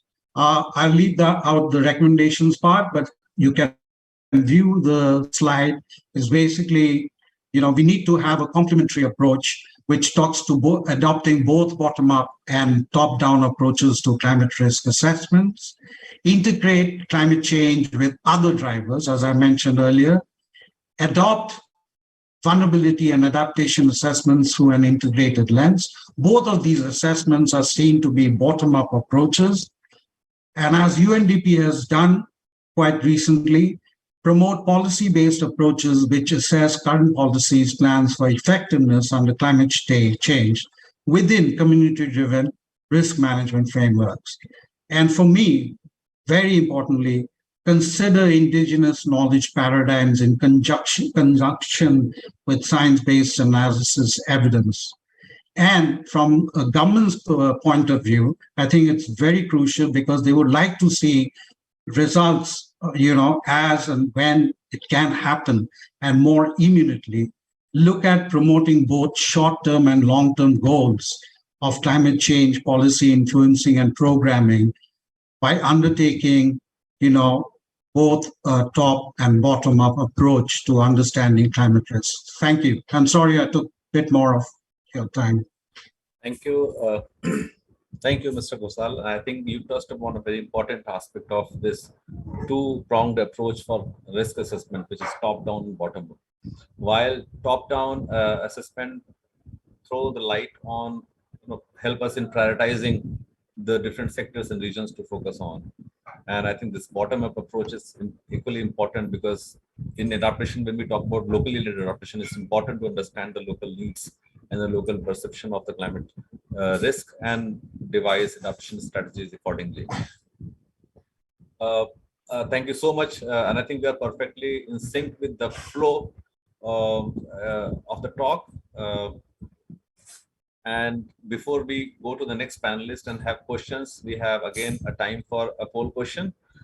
Can we have the question on the screen? Okay, because the term which was used very often was the resilience, and Mr. Ghosal talked about the Vanuatu community-based climate resilience project. The question is, what do you understand by climate change resilience? And you have 30 seconds to answer with 4 options.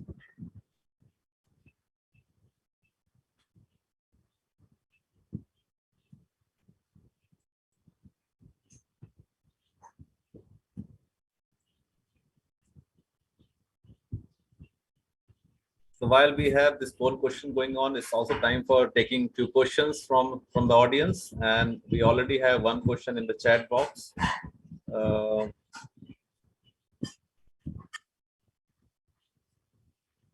Which is about how concepts are being translated into actual practice.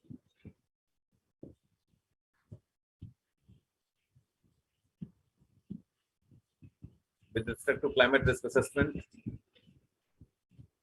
Okay, so this was a comment on the Rajiv's, Mr. Ghosal's presentation. Thank you so much. Any questions? We can quickly take up.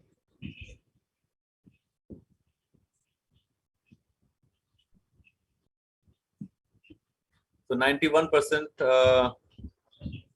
of the participants here agree that the resilience is all about ability to adapt and thrive in the face of changing climate. Thank you so much for your responses. So with this, we actually move on to our next panelist, Dr. Suresh Attri. He is Principal Scientific Officer with Department of Environment, Science and Technology at Government of Himachal Pradesh. He is also the Nodal Climate Change Officer, looking after the revision of State Action Plan on Climate Change, also implementing initiatives on adaptation and mitigation both. And one of the interesting aspects of the intervention in Himachal is about this locally led adaptation, primarily based on the sound scientific knowledge, sound scientific evidence through village level vulnerability assessment. And I would like to invite Dr. Attri to share his thought about this whole approach of going localizing climate action, climate adaptation by bringing this whole concept of village level vulnerability assessment. Over to you, Dr. Attri. Thank you, sir. Thank you very much. I'm really delighted to hear all the eminent experts and different domain of speakers today. And the topic is why we need to factor climate risk assessment in climate resilience and adaptation policy programming and practices. This is really something which is very. I'll just share my screen.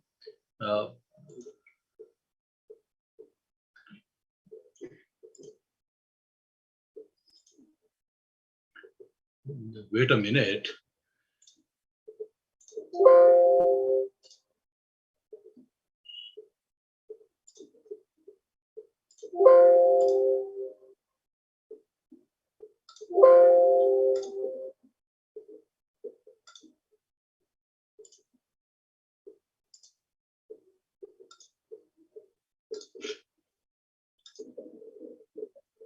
I hope my screen is visible to all.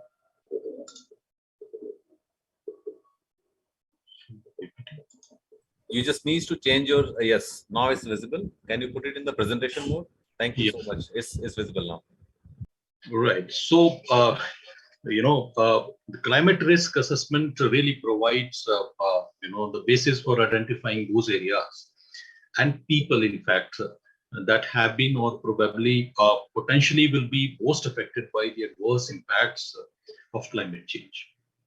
And that is the core idea of making this climate risk assessment more important for all of us. In fact, this allows hotspots to be identified and serves, as input for the prioritization of and designing of different adaptation actions.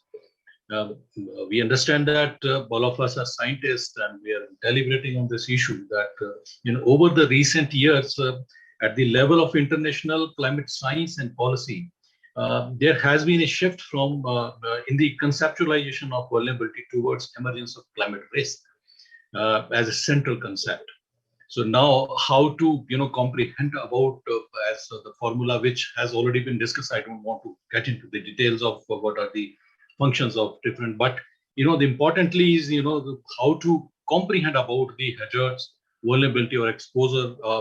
That is something which is very critical and important to drive the risk. So I'll talk about that. Yes, you very rightly pointed out and said, Kirtiman, that the flow of the presentation, because I am talking about the practicing of the bottom-up approach and how it is workable and how it is practiced by Himachal Pradesh so far in the state.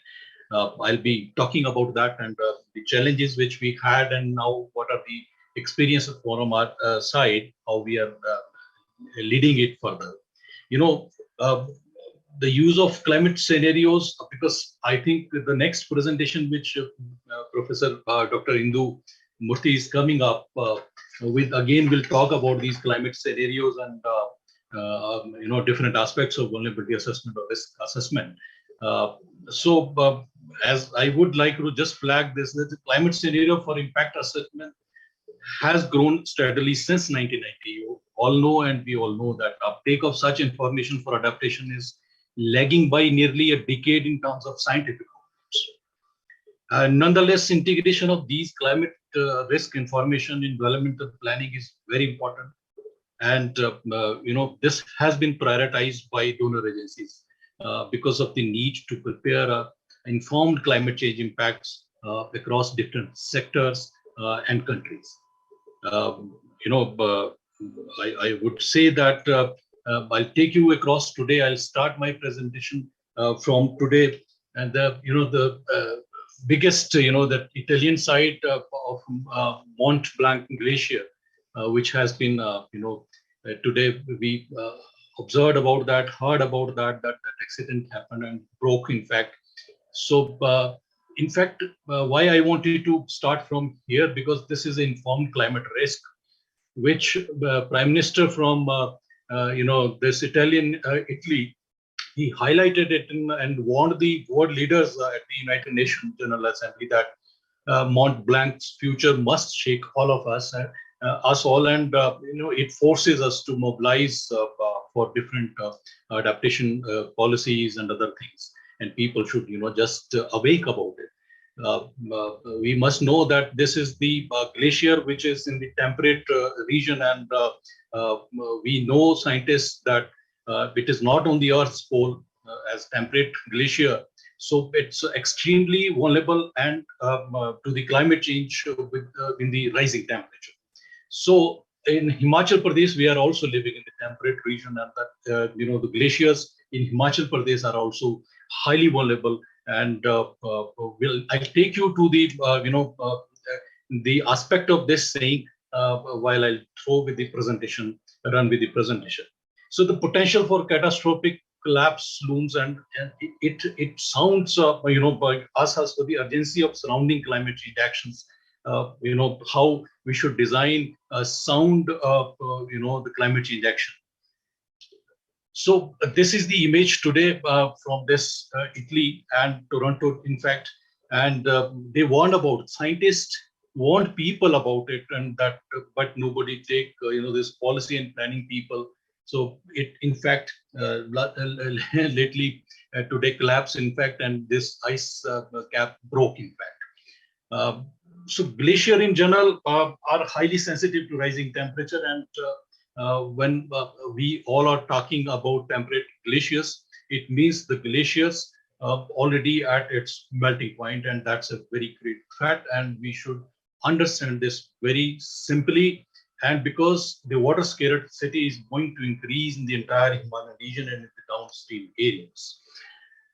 So with this, I'll take you to the mountain priorities.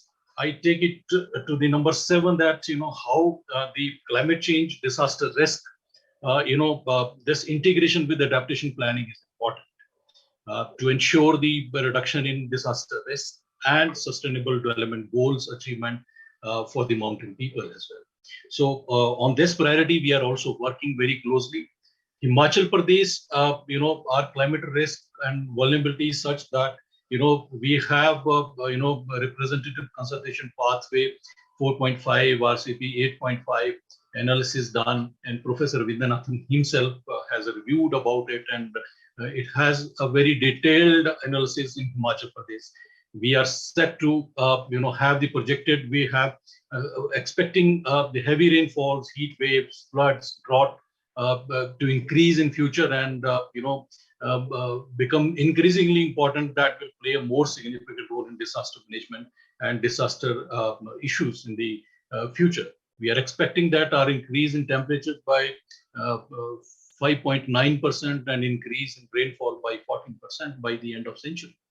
This is something very scary and very alarming to all of us.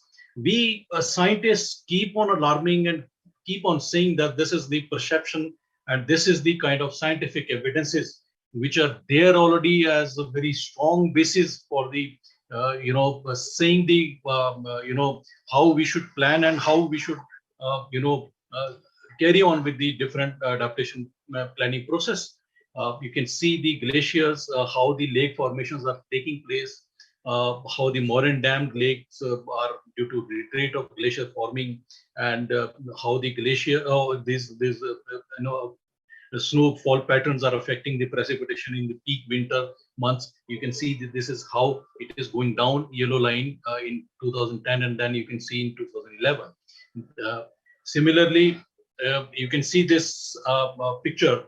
In 1921, this was the kind of glacier in Himachal Himalayas, Bada Shigri and Chota Shigri area. And now, after seeding of this Himalayan glacier, you can see how in 2009, there's a huge lake which has been formed, and there is a completely vacated area and due to the higher temperatures. So major issues of concern in Himachal Pradesh due to the emerging threats of these high rising temperature and variation in rainfall are very clear, and we need to plan, we need to act. So how do we plan and how do we act? What we are facing, what we faced, and what our people perception is about that. So that has been taken into consideration, and I'll take you to the glimpses of situation in Himachal Pradesh which we faces. You can see the forests of Himachal Pradesh are very important ecological and natural resources and have actually termed as green pearl in the Himalayas. About 26% of the total complete geographical area in Himachal Pradesh is a repository of around 3,245 species, out of which 95% are endemic to the state and 5% around species are exotic. Most of the people in rural areas are, depend directly on or indirectly on these forests for their livelihoods or use significant quantity of forest goods and services for their day-to-day living. These forests are under a huge threat because of the rising temperature. So we need to really understand this. Similarly, you can see about Shimla, how the different species are capturing the temperate region. Here is the cedar, which is captured by the pine. So similarly, forest fire and other issues which are leading us to take a very great toll. So climate change in state is, every year in the state, we experience high intensity cloud bursts, flash floods, landslides, snow avalanches, droughts. So are these the indicators, important indicators for us? Or the fragile ecology of the mountains are mountain state coupled with some variation of physiochemical, climatic conditions, which render us to, the different vulnerabilities of climate change? Or is it the incidences of cloud burst maybe in the different scales? Because assessing flood risk in different scales, we have practiced, we have tried to learn about that. One is, something which is seasonal. Other one which is because of the glacial lake. So we try to draw the inferences about that also. I'll talk about that also. Snow and glaciers, which are considered to be the indicators of changing climate, should be considered as very important factors. So health indicators similarly, malaria, waterborne diseases, jaundice, say they all are interrelated, and our people are suffering because of that, and they needs to be incorporated when we decide about the indicators. I'll show you about the, some of the, like this is the, in 2000, we have a cold zone district, high hill temperate area in North district, where we had a flash flood in year 2000. Around 200 kilometers of national highway washed away, 20 bridges, many jhulas, many villages, 1,000 irrigation schemes, 135 people and 1,670 cattle lost their lives.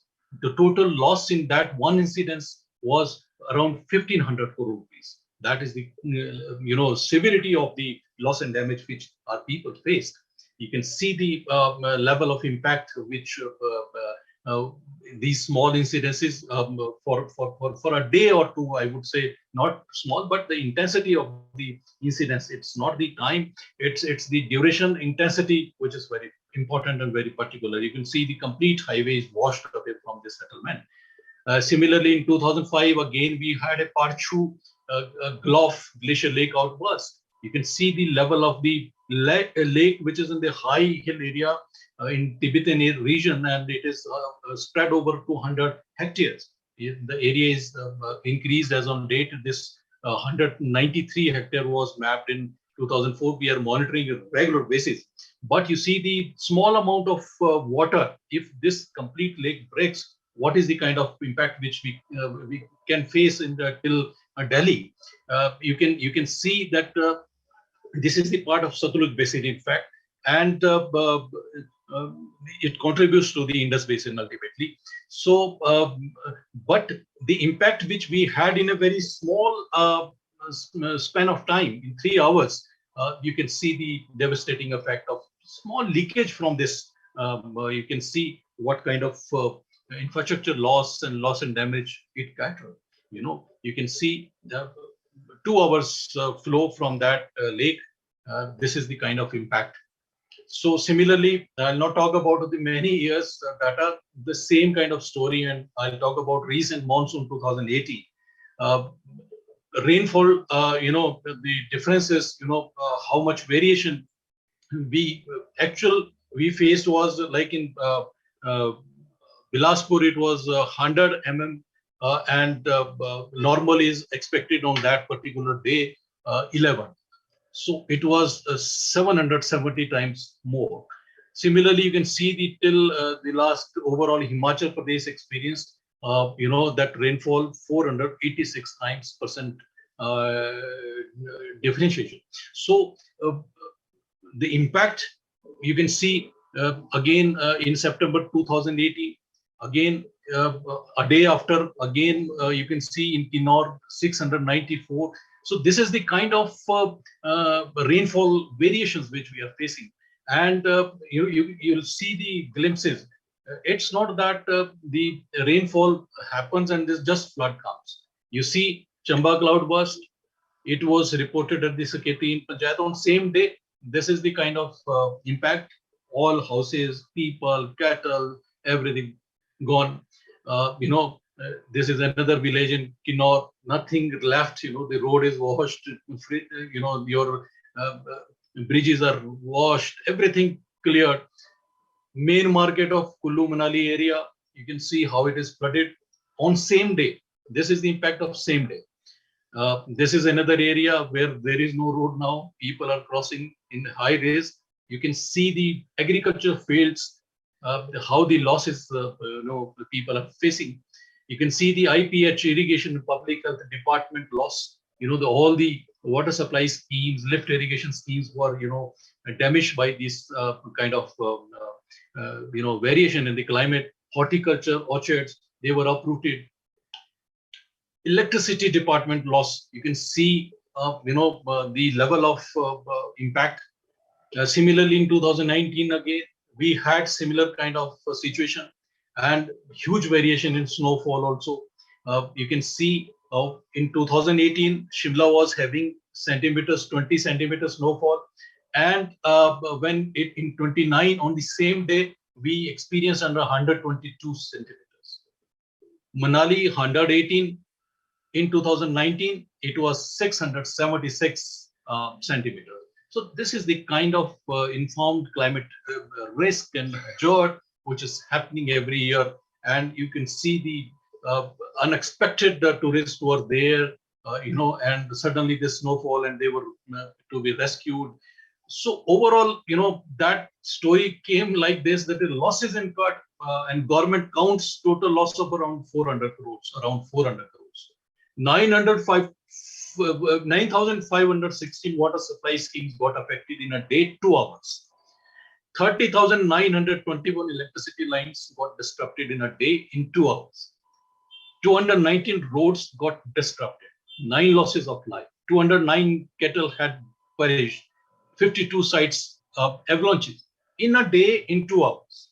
So this is the kind of toll and the climate risk which is associated. You can see the pictures, and so overall, the exposure of the state is very clear, and we understand the level of exposure.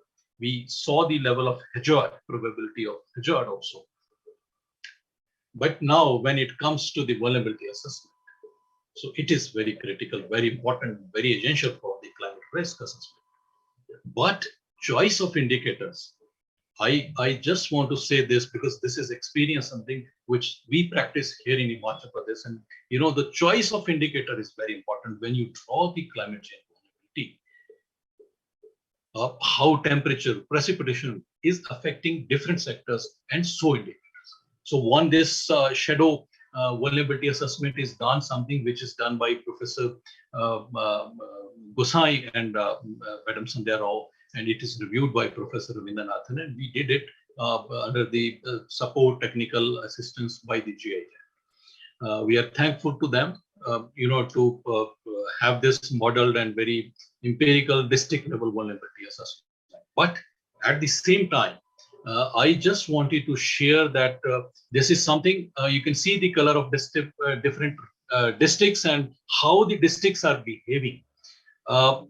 At the same time, in 2017, 35 indicators risk index was prepared under the SAP system. That was prepared by some other experts, but you can see the behavior of the climate vulnerability.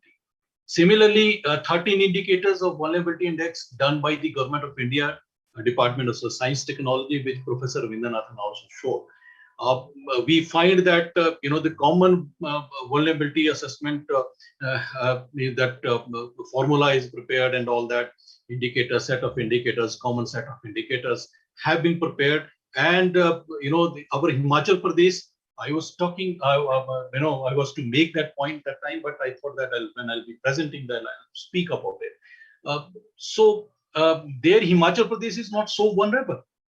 But if we see the glaciers, the temperate glaciers, the melting, they are at the melting point. They are the water balls.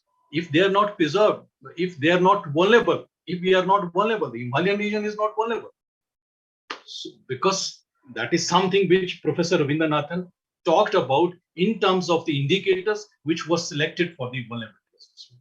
So these indicators plays a very important and critical role, which needs to be understood. In Himachal Pradesh, we have different climate patterns, and we have around 6 different patterns. And you can see that the subtropical monsoon with mild and dry winter, hot summer are in particular very vulnerable to the climate change. We see that the subtropical monsoon without dry winter and hot summer is again that region, that Kullu and some of the Shimla area is also again very vulnerable. So we need to really focus on that. So, but that information needs to be integrated when we draw the climate change vulnerability. We have started working towards the climate vulnerability assessment at the river basin level, keeping in view these kind of inferences and different kind of.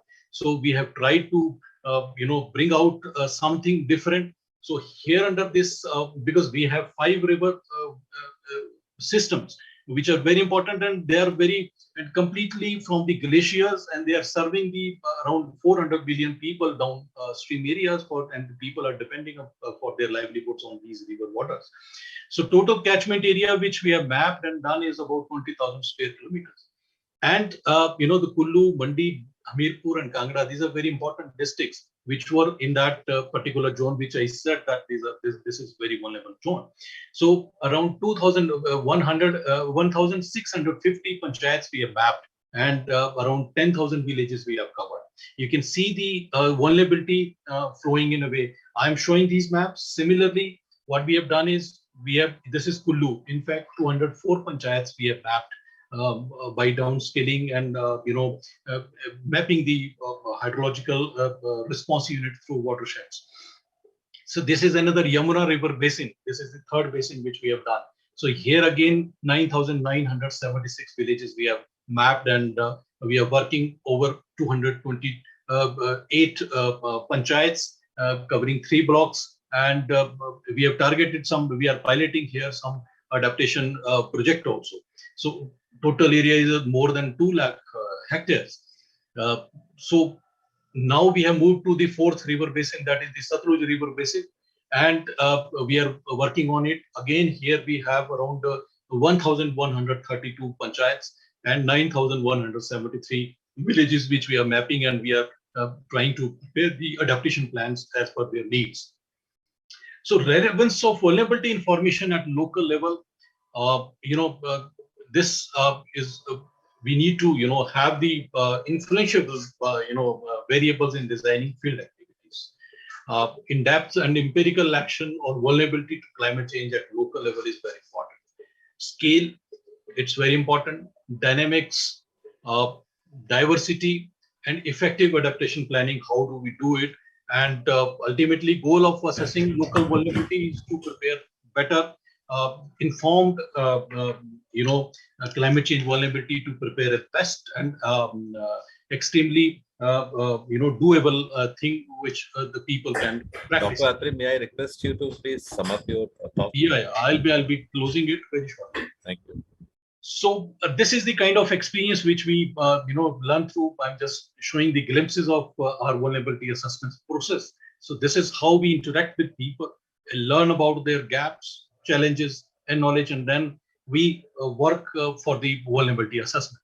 So this is one panchayat where we work with the GIZ, and Dr. Kirtiman and his team was also associated in the process.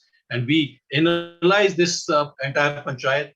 There are 13 different villages in this panchayat, and we identified one area where which was most vulnerable, and we worked. I showed you the last slide. So this is the kind of vulnerability of these people, and we worked.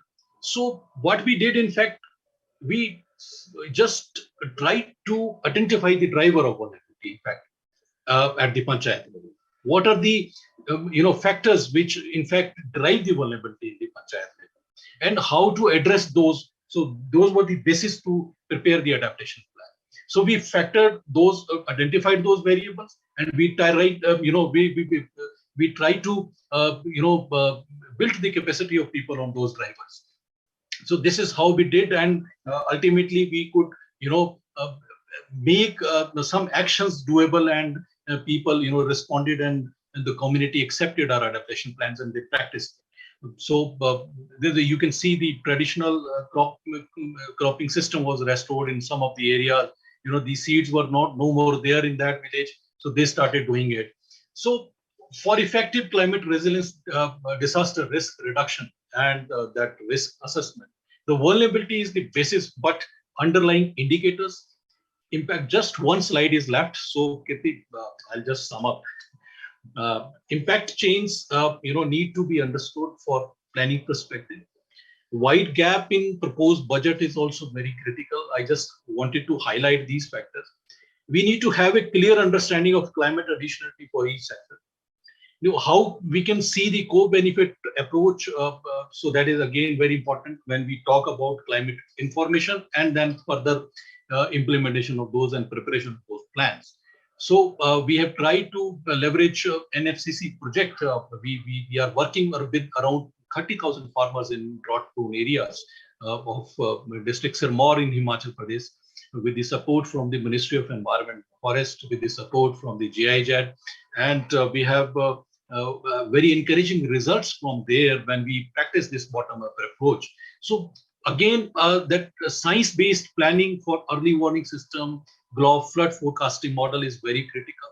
Policy-based scale-up of knowledge networking. This is something which probably with the support from GIZ, we could, we could create a knowledge network here for the climate change and the disaster risk reduction, and which is a very platform where the thematic experts will come and make the, that climate information system very, they will strengthen that system.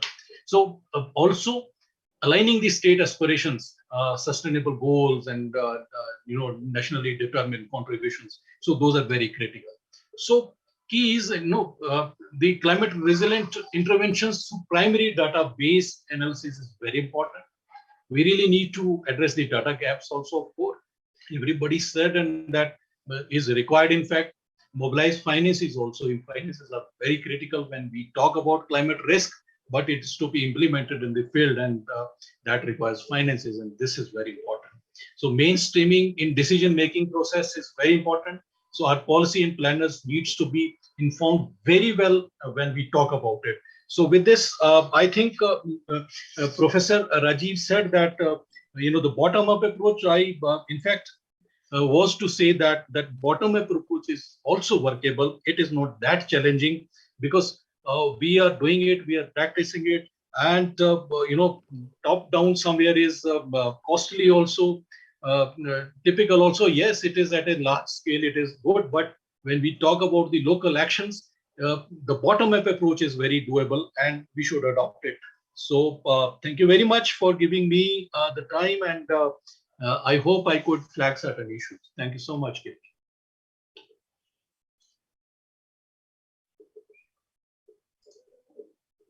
Thank you. Thank you, Dr. Atri, for taking us through the different kinds of hazards that a mountainous state like Himachal Pradesh is facing, and also giving this interesting comparison on vulnerability assessment and the climate risk assessment. And then this is something that we also need to take into account, especially for a state like Himachal Pradesh, which has which is a high adaptive capacity among its communities, and probably that's the reason that in the vulnerability index it comes low. But when we also bring in a layer of hazards, then the climate risk is actually quite high. Thank you so much. And I think with this we have another time for another poll question. Can we have it on the screen, please?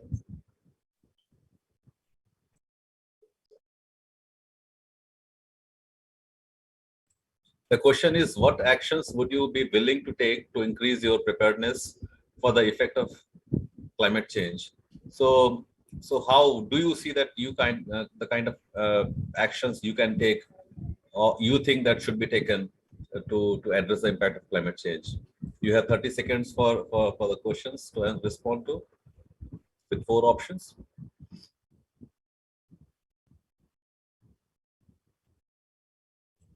So while we have the poll question on the screen, can we also have some questions for Dr. Atri? Yes, I'm Dr. Dipanjana Moulik from West Bengal. May I ask a question to Dr. Atri? Sure, please go ahead.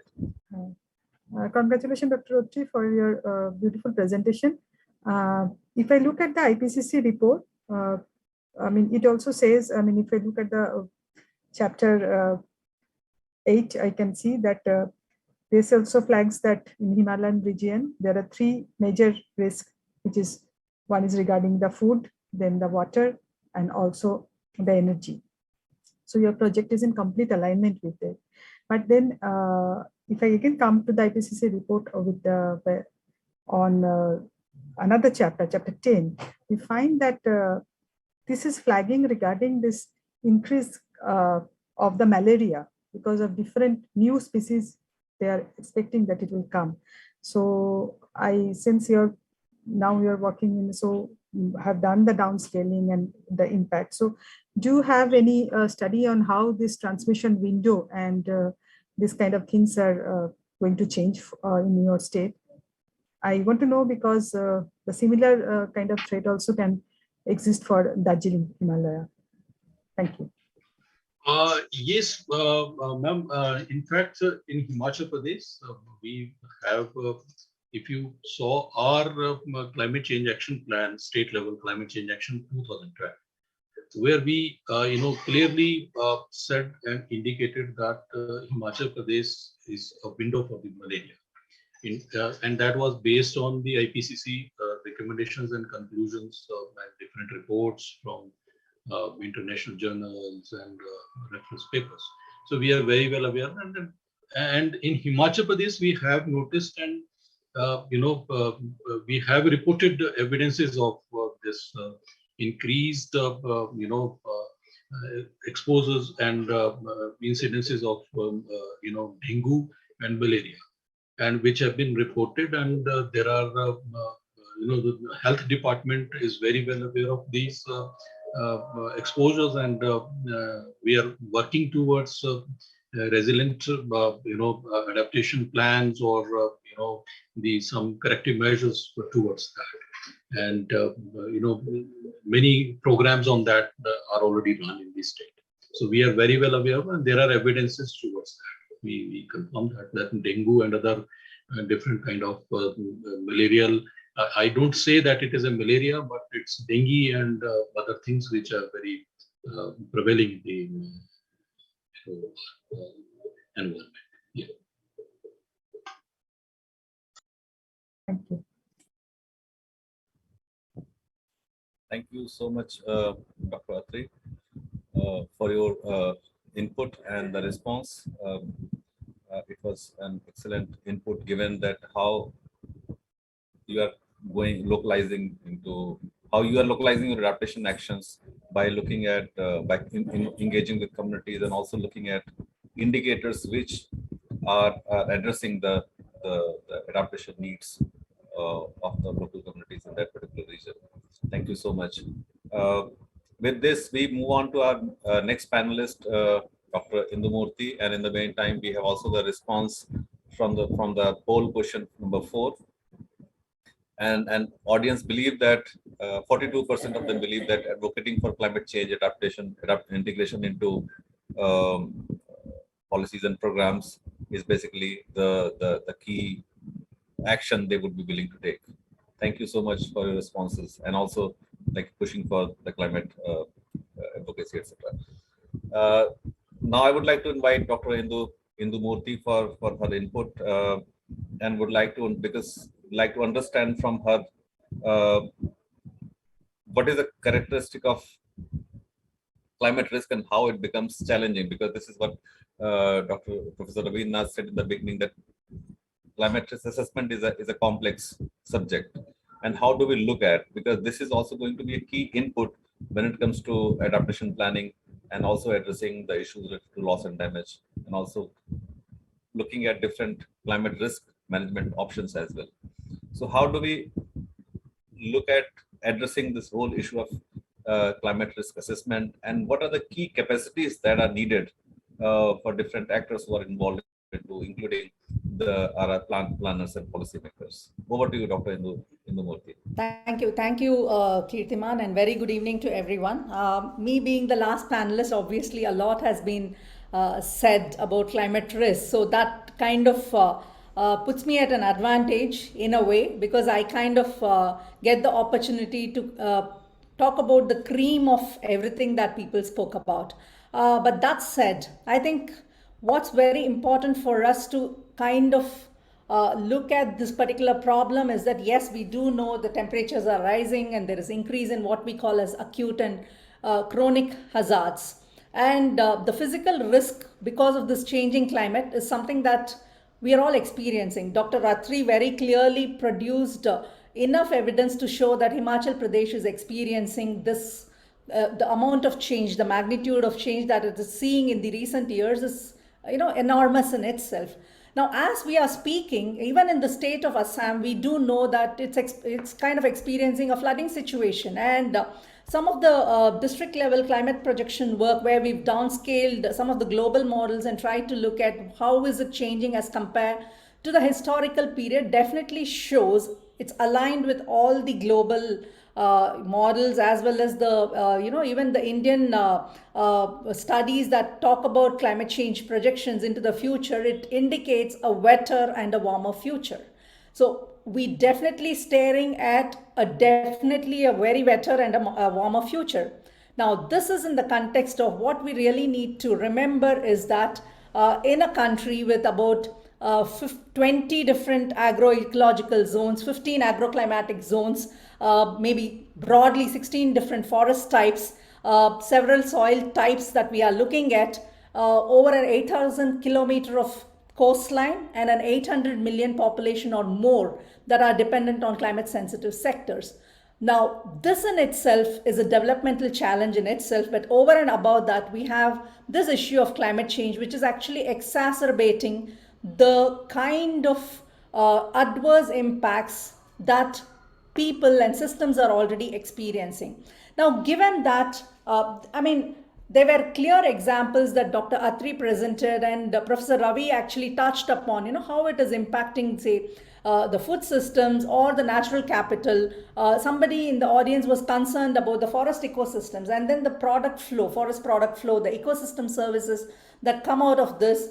And definitely people, we are at the heart of it. And physical assets like buildings, roads, etc., that again Dr. Attri very clearly with clear evidence showed that are being extremely adversely impacted because of increased precipitation or flooding, again landslides and so on and so forth. The first order, second order, third order kind of impacts that arise out of this kind of increasing risk that are emerging. And over and above this, you have a disruption of the infrastructures, assets, or the services itself.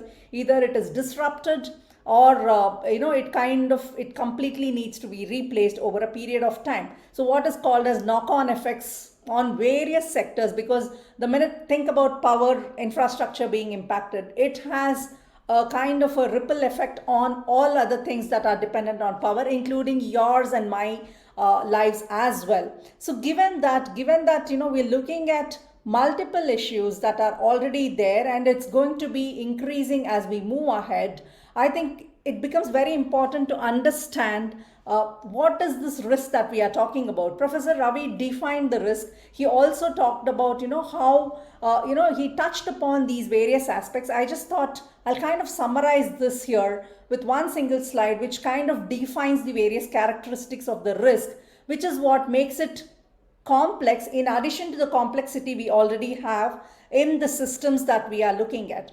One, of course, as I already said, and all the panelists who spoke before me have very clearly indicated, is that this particular risk that we are talking about is definitely increasing, irrespective of which part of the globe we are in. And what is important to acknowledge here is that the affected areas or regions are growing in number and size. So this is where I think, it's important to see that, there are certain areas which could probably historically may not have had heavy rainfall events or flooding events, but in the future, it's likely that they would also be experiencing this.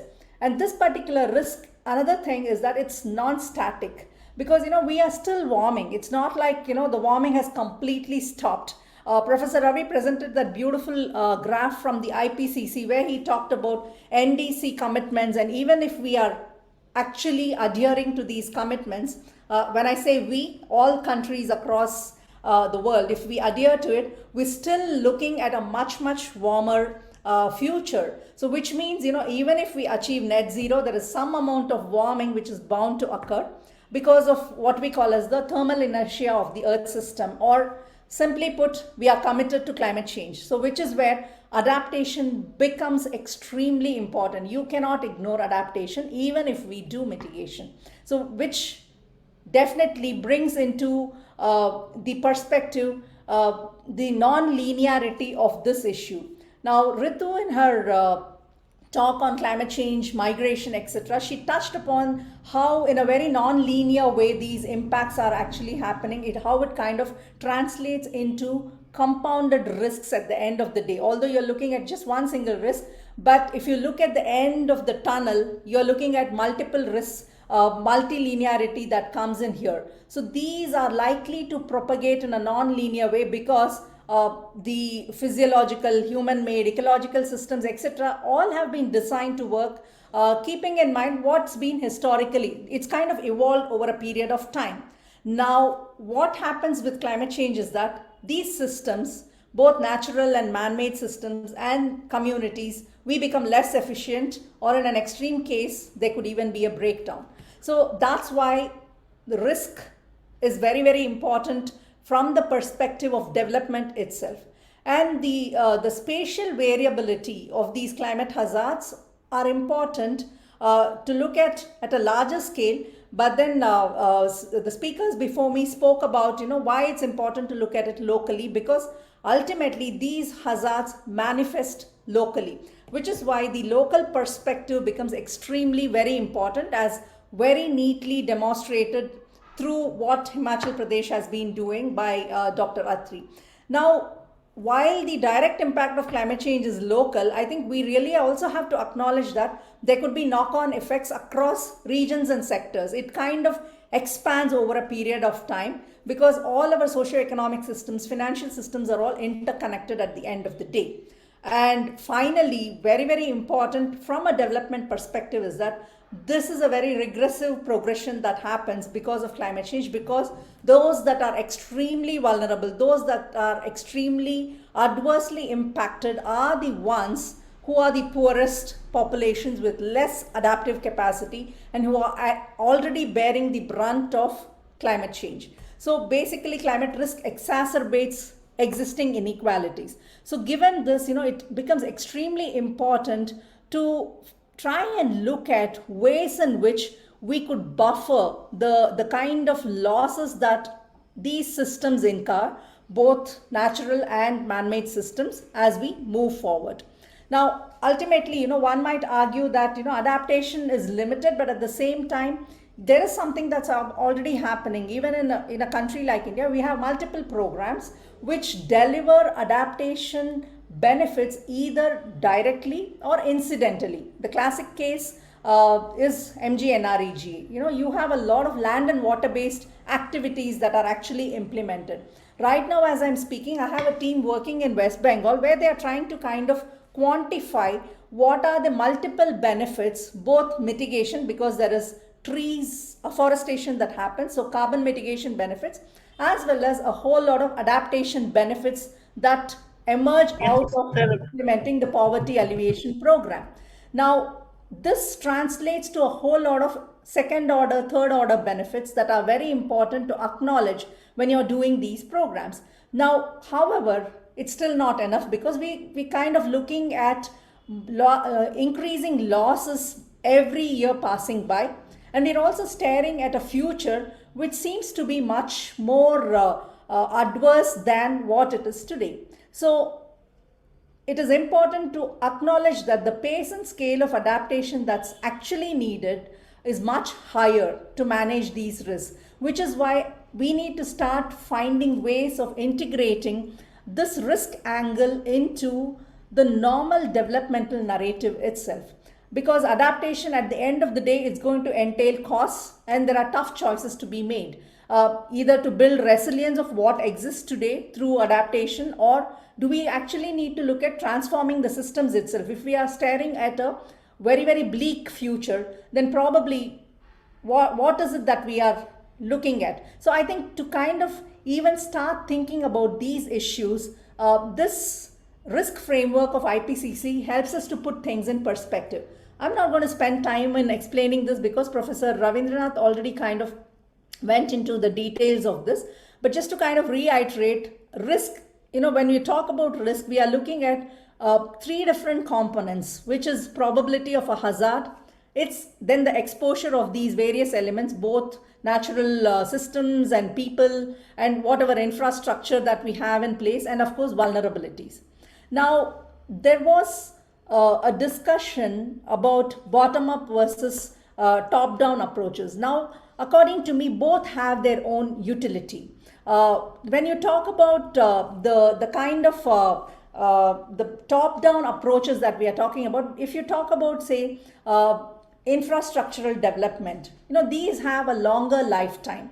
The investments are getting locked into this. So given that, looking at a top-down approach where you do a kind of a climate modeling and then try to use that information in trying to see how you design these infrastructure, which is good enough for any large-scale changes or some changes that are going to happen within a certain window are good enough for the future. So that kind of utility is there in those top-down. But then the minute you talk about, agricultural systems, because it's annual crops, we are talking about rain-fed agricultural systems, there is seasonal planning, there are decisions to be made with what to be sown, when to sow, what agricultural operations to be done at different points in time. There, the utility of a bottom-up approach is extremely valuable because, people have historically, they have an understanding of what's been the kind of change that they have been witnessing, and then that kind of feeds into the planning process. So I think a mix of the two, whenever you're looking at a state in totality or an action plan that's being developed. For instance, we've been engaged from CSTEP with a couple of states where we are trying to revise where we are helping the states to revise the state action plans on climate change. Now here again, as Professor Ravi rightly pointed out, the appetite for climate risk is very large. They want to incorporate that into their action plans.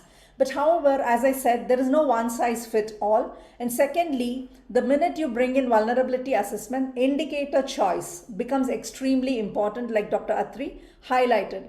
Now, these choice of indicators, when you look at it from a state level or at a district level, your choice of indicators could be very different. You could probably prioritize, risks, hotspots across a state.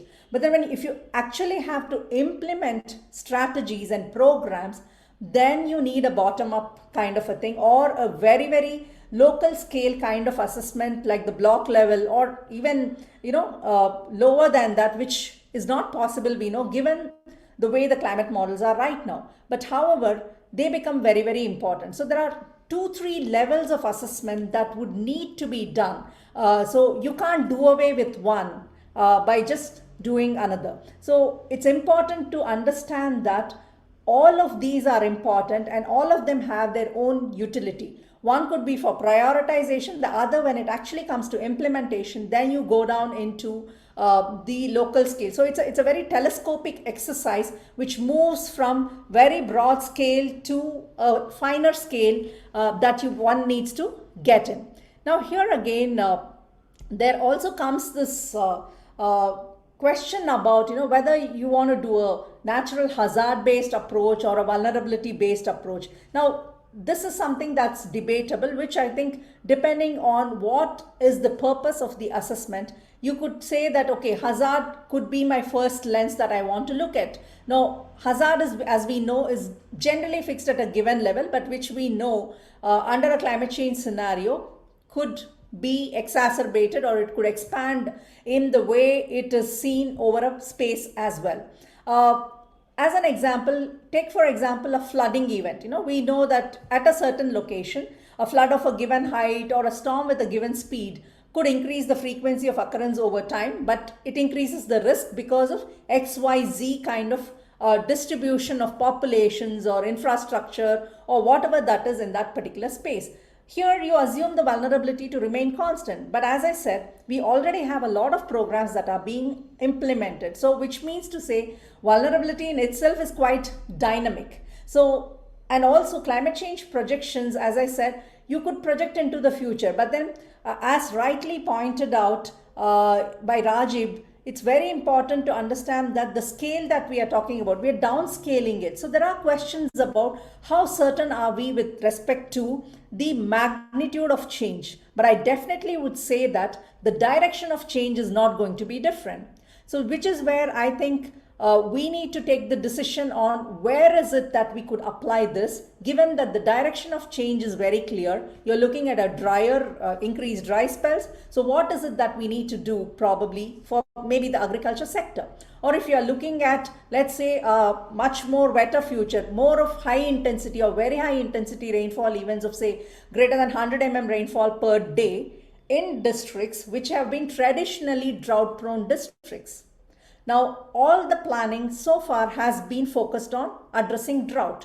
So now I'm not saying drought would go away. What you're looking at is multiple risks, compounding risk. So we need to think of strategies which are good enough for addressing both drought and flood. So how do you address that? So that becomes the question or point that needs to be considered. Now, if you take a vulnerability based approach, then probably, here again, you're looking at vulnerability and looking at the magnitude and frequency of the climate related hazard. And you say, okay, this is the current vulnerability. If this happens, this is going to change. Now, here again, vulnerability is also very dynamic. Even if you want to project into the future, it's very subjective. There are a whole lot of assumptions, be it population, be it the land use that we are talking about, be it the cropping patterns that we are discussing. These could change as we move into the future. So here again, there is an issue of subjectivity that creeps in. So you need to be cognizant of this when we actually try and do this risk assessment. Now, finally, of course, we could do all of these, but then what's very important is to put in those, the monitoring and evaluation frameworks and the metrics, which are very, very important. Because based on a certain approach that we take, we could come up with strategies. But then after implementation, I think it's important for any particular area to measure, okay, to what extent did we actually address climate risk or the vulnerability?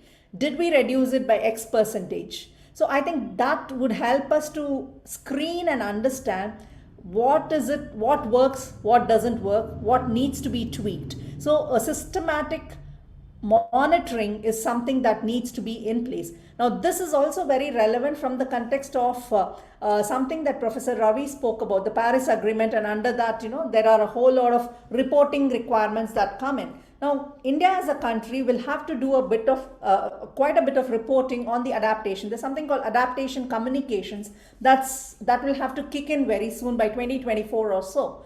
Now, if we need to kind of pull in all the information, then I think we need to start looking at it from a climate risk perspective right today. Then we would be able to put in place these metrics and these monitoring and evaluation frameworks that need to be there, which would systematically get that kind of information and talk about, okay, this is the kind of loss and damage that happened prior to implementation of certain actions. And here is a case where implementing A, B, C kind of activities has helped us to reduce that loss and damage by X percentage.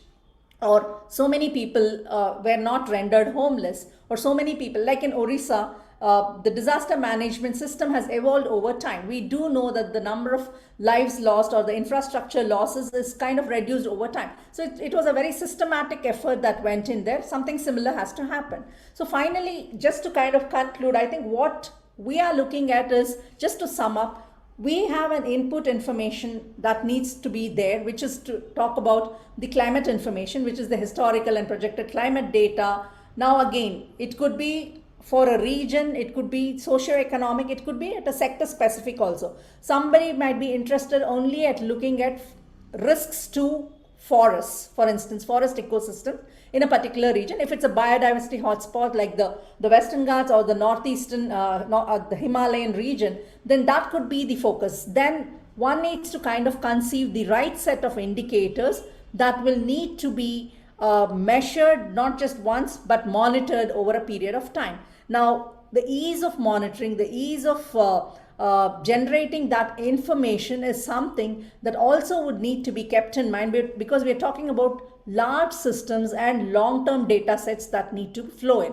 And of course, once you kind of combine this, then you come up with, what is the exposure, what is the hazard map that needs to come in. And then, one could kind of overlay these multiple things and then come up with maybe hazard maps, vulnerability maps, exposure maps independently, or combine all the three and then come up with what is called as a climate risk map, or the climate hotspots at the end of the day, which again would help you to identify, okay, there is this particular district, or whichever is the scale that we are talking about, which says that, okay, it is not going to be experiencing only a flooding event. Probably in the future, it could even have increased heat waves that were not historically there. So then you kind of combine your strategies and combine all the planning that needs to go in there to, come up with a comprehensive integrated set package of practices that need to be put in place. What we need finally is, the right set of tools, analytics processes, and of course governance, because we're talking about monitoring and evaluation frameworks that need to be there to begin with, properly assess the climate risk, adapt to the risk that is locked in, because there are some certain risks that will anyway happen, which will remain. And then of course, mitigation anyway will happen, so that decarbonization is something that needs to happen, because we can't build up the risk further. So if we kind of look at it from this lens, I think it becomes important and it becomes easier to kind of look into a future where, we are kind of better prepared and we are buffering the losses to a large extent at the end of the day. So I think this particular program that's been conceived and this dialogue series, I think is great in the sense, I would like to kind of laud GIZ, MOFCC on this particular, topic that's been chosen, because it's important for people to understand what is this multi-dimensional issue that we are talking about, and how it becomes very, very important, why it's so important to actually look at that particular problem right today, rather than wait for it to happen and then, get into addressing it. Preparedness is much better than actually managing the disaster subsequently. And I'm sure a lot of people in the audience are from states which have been dealing with this more so often in the recent decades. Thank you very much. Thank you so much, Dr. Indu, for a very interesting presentation. And then something that attracted my attention was the two approaches that you talked about, this natural hazard based approach of climate risk assessment and the vulnerability based approach. This is actually is a topic in itself for a expert dialogue, and then to look at how these approaches works and in which scenario specifically, and then what kind of information is needed for such approaches. In fact, what is coming to my mind immediately is something as part of the climate risk assessment approaches, when we applied this top-down and bottom approach in Tamil Nadu.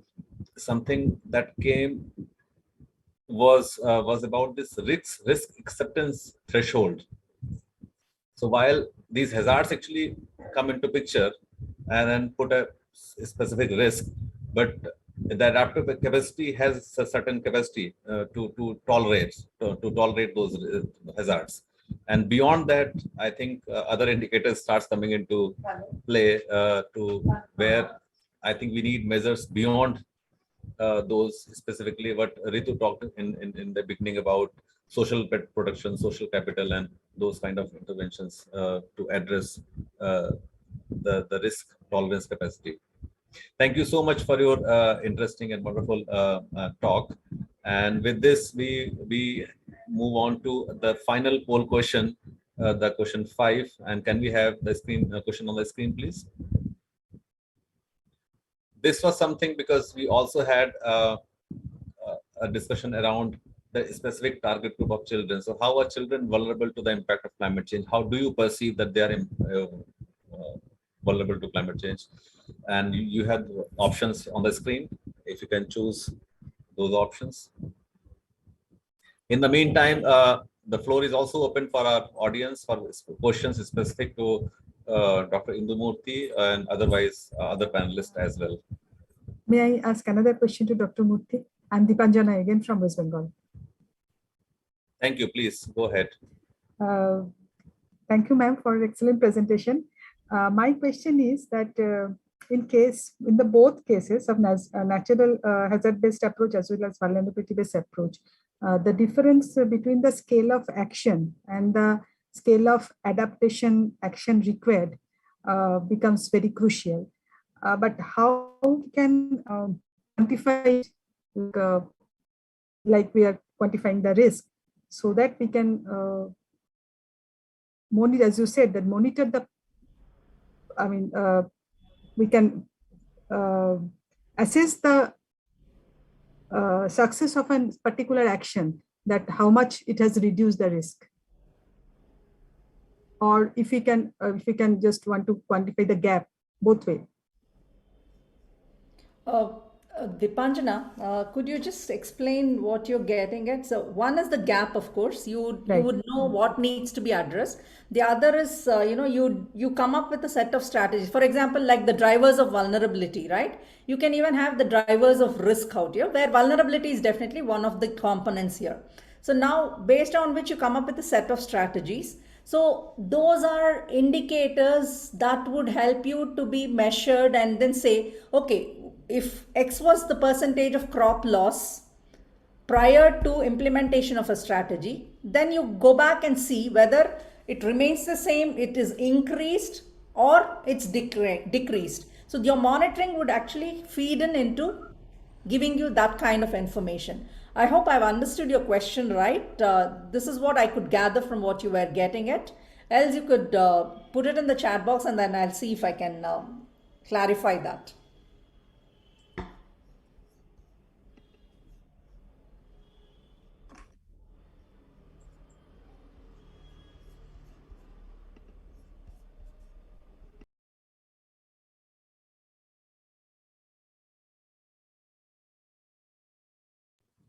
In the meantime, we also have a response from the poll question, and 85% of the participants agree with all of the above options in terms of impact of climate change, to which children are all vulnerable.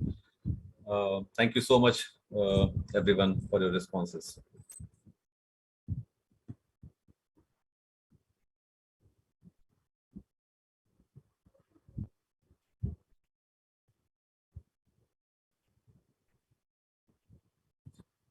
So with no additional questions, so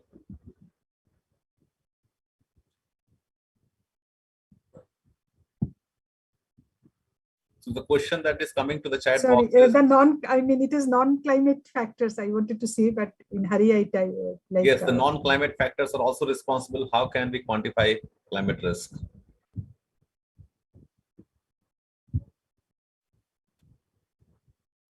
Dr. Indumurthy, would you like to take this? Okay, sure. Yeah, I actually answered it in the chat box. See, when we say the yes, exactly. When you actually do the vulnerability assessment, you're actually measuring the non-climate factors which determine the level or the extent of risk to the various actors in there. So which, I think that is easier to measure, if you ask me, the non-climate ones, than actually measuring, the climate. Climate is something you can't measure per se.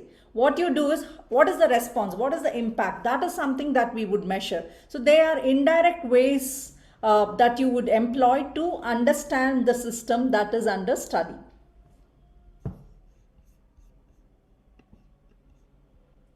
Thank you.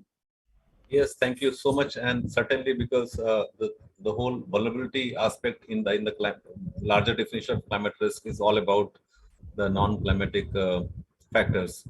and then they're taken well into account in the assessment of climate risk.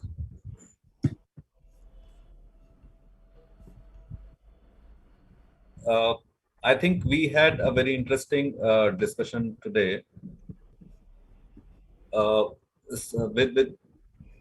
with the set of panelists talking about why do we need climate risk, and how this needs to be integrated in the planning and policy processes. And with a focus on planning and policy, then shifting to the sectoral assessments,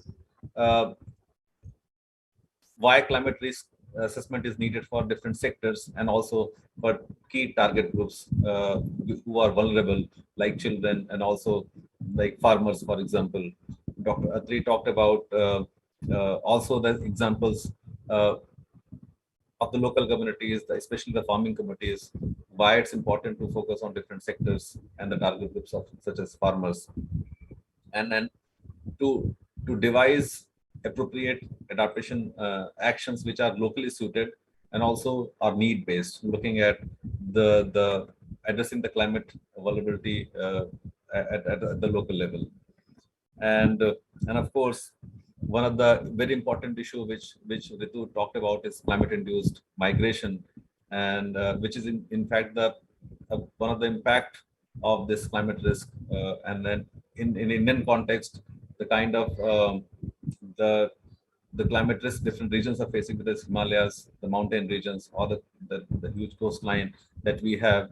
The migration is a real possibility, and it's a challenge that needs to be addressed while looking at different climate risk management options as well, both adaptation options and also social protections, and also moving beyond into financial instruments and also risk transfer instruments as well into overall strategy. And finally, Dr. Indumurthy talking about the key characteristics of climate risk and climate risk assessment and what are different approaches in going about that one. So with this, I would like to thank all the panelists for their excellent input, and also the audience being there throughout, and also posing interesting questions to the panelists, and also responding to all the poll questions with their opinion and perception about climate change impact and climate risk. With this, I would like to hand over this to the organizing team for next steps. Thank you, everyone. Not every day we have this incredible panel on climate risk. Like we are really privileged to hear excellent speakers across different domains, and we are really thankful for this 3-hour session.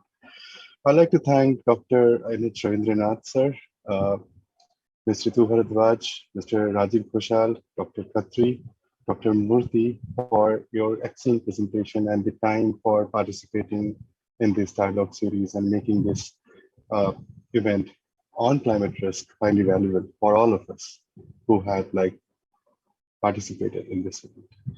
I'd like to also thank Madam Ruchi Kajal from MOFCC for her context setting, and also I want to thank GIZ Team India for setting up the overall tone and the direction for this event. And I want to thank especially Mr. Awasthi for moderating such an interesting discussion and navigating from one speaker topic to other and connected with them so subtly, so finely. Thank you, Mr. Awasthi. And lastly, I want to thank the team of Chase India and AVNV who are behind the scenes and working, in such a sincere and committed way to make this event into a reality, and we have executed it. We had almost 80+ participation, and it is a kind of a good indicator for us that we have done it in a nice way. And above all, I want to thank all the participants and audiences who took time for this, registered themselves and joined this session, and kind of stayed with us during the entire course of the 3 hours some odd minutes. So thank you, everyone, and I request all the audience to keep a watch on the space. There are some interesting and more kind of beyond conventional topic coming up in next dialogue series event. So do watch out for the space. Thank you, everyone. Have a nice day.